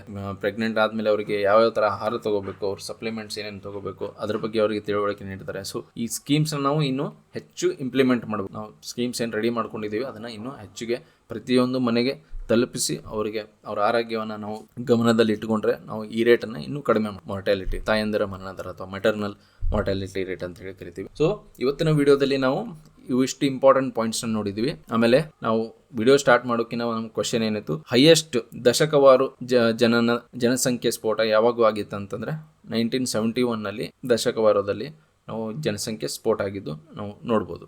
ಈ ವಿಡಿಯೋ ಇಷ್ಟ ಆದರೆ ನಮ್ಮ ಚಾನಲ್ಗೆ ನೀವು ಸಬ್ಸ್ಕ್ರೈಬ್ ಮಾಡ್ಕೊಂಡು ಆದಿತ್ಯ ಅಕಾಡೆಮಿ ಚಾನಲ್ಗೆ ನೀವು ಸಬ್ಸ್ಕ್ರೈಬ್ ಮಾಡ್ಕೊಳ್ಳಿ, ಲೈಕ್ ಮಾಡಿ. ಈ ವಿಡಿಯೋನ ನೀವು ನಿಮ್ಮ ಫ್ರೆಂಡ್ಸ್, ನಿಮ್ಮ ಗ್ರೂಪ್ಸಲ್ಲಿದ್ದರೆ ಅದನ್ನು ನಮ್ಮ ವಿಡಿಯೋಗಳನ್ನು ಶೇರ್ ಮಾಡ್ಕೊಳ್ಳಿ. ಸೊ ಇವೆಲ್ಲ ಕಾಂಪಿಟೇಟಿವ್ ಎಕ್ಸಾಮ್ಸ್ಗೆ ಸಂಬಂಧಪಟ್ಟದ್ದು ಸಿಲೆಬಸ್ನ ತೊಗೊಂಡು ವಿಡಿಯೋಸ್ಗಳನ್ನ ಮಾಡ್ತಾ ಇದ್ದೀನಿ. ಸೊ ಈ ನಮ್ಮ ಎಕನಾಮಿಕ್ಸ್ ಈ ಸೀರೀಸನ್ನು ನೀವು ನೋಡಿಕೊಂಡ್ರೆ ನೀವು ಮ್ಯಾಕ್ಸಿಮಮ್ ಎಲ್ಲ ಕಾಂಪಿಟೇಟಿವ್ ಎಕ್ಸಾಮ್ಸ್ಗೆ ಆಗುವಂಥ ಟಾಪಿಕ್ಸ್, ಕವರ್ ಆಗುವಂಥ ಟಾಪಿಕ್ಸ್, ನೀವೇನು ಟೆಕ್ಸ್ಟ್ ಬುಕ್ಸ್ ರೆಫರ್ ಮಾಡ್ತಿರಲ್ಲ, ಬೇರೆ ಬೇರೆ ಟೆಕ್ಸ್ಟ್ ಬುಕ್ಸ್, ಆ ಎಲ್ಲ ಟೆಕ್ಸ್ಟ್ ಬುಕ್ಸ್ಗಳಿಂದ ಎಲ್ಲ ಟಾಪಿಕ್ಸ್ಗಳನ್ನ ತಂದು ನಾನು ಒಂದೇ ಸೀರೀಸನ್ನು ಮಾಡ್ತಾ ಇದ್ದೀನಿ. ಸೊ ಈ ಸೀರೀಸ್ನ ನೀವು ನೋಡಿಬಿಟ್ರು ಅಂತಂದರೆ ನೀವು ಮತ್ತೆ ಬೇರೆ ಯಾವ ಕೋರ್ಸ್ ಹಚ್ಚೋದು ಬೇಡ, ಇದೆಲ್ಲ ಈ ಸೀರೀಸಲ್ಲೇ ಬಂದುಬಿಡುವಂಥ ಎಲ್ಲ ಪಾಯಿಂಟ್ಸನ್ನು ನಾನು ತೊಗೊಂಡು ಬಂದು ಕವರ್ ಮಾಡ್ತಾ ಇದ್ದೀನಿ. ಸೊ ಹಾಗಾಗಿ ನಮ್ಮ ಚಾನಲ್ನ ನೀವು ಸಬ್ಸ್ಕ್ರೈಬ್ ಮಾಡಿ, ಆದಷ್ಟು ನಿಮ್ಮ ಬೇರೆ ಬೇರೆ ಫ್ರೆಂಡ್ಸ್ಗೂ ಹೇಳಿಸಿ ಸಬ್ಸ್ಕ್ರೈಬ್ ಮಾಡಿಸಿ. ಯಾಕಂತಂದರೆ ನೀವು ಎಷ್ಟು ಜಾಸ್ತಿ ಸಬ್ಸ್ಕ್ರೈಬ್ ಮಾಡಿಸ್ತಿರಲ್ಲ ಸೊ ಅಷ್ಟು ನಾವು ಬೇರೆ ಬೇರೆ ಎಕ್ಸ್ಪರ್ಟ್ಸ್ನ ಕರ್ಕೊಂಡ್ಬಂದು ನಾವು ಹೊಸ ಸಬ್ಜೆಕ್ಟ್ಸ್ ಮೇಲೆ, ಈಗ ಎಕನಾಮಿಕ್ಸಿಂದ ಶುರು ಮಾಡಿದ್ದೀವಿ, ಅದೇ ಥರ ನಾವು ಬೇರೆ ಬೇರೆ ಸಬ್ಜೆಕ್ಟ್ಸ್ ಇರ್ತದಲ್ಲ, ಪಾಲಿಟಿ ಆಗಿರ್ಬೋದು, ಮೆಂಟಲ್ ಎಬಿಲಿಟಿ ಆಗಿರ್ಬೋದು, ಈಗ ಬೇರೆ ಬೇರೆ ಸಬ್ಜೆಕ್ಟ್ಸ್ ಮೇಲೂ ಕೂಡ ನಾವು ಎಕ್ಸ್ಪರ್ಟ್ಸ್ ಕಡೆಯಿಂದ ಕರ್ಕೊಂಡ್ಬಂದು ಇನ್ನೂ ಹೆಚ್ಚೆಚ್ಚು ವಿಡಿಯೋಗಳನ್ನ ನೀವು ನೋಡ್ಬೋದು. ಸೊ ಅಲ್ಲಿವರೆಗೂ ನಮ್ಮ ಚಾನೆಲ್ನ ನೀವು ನೋಡ್ತಾ ಇರಿ. Thank you all for watching.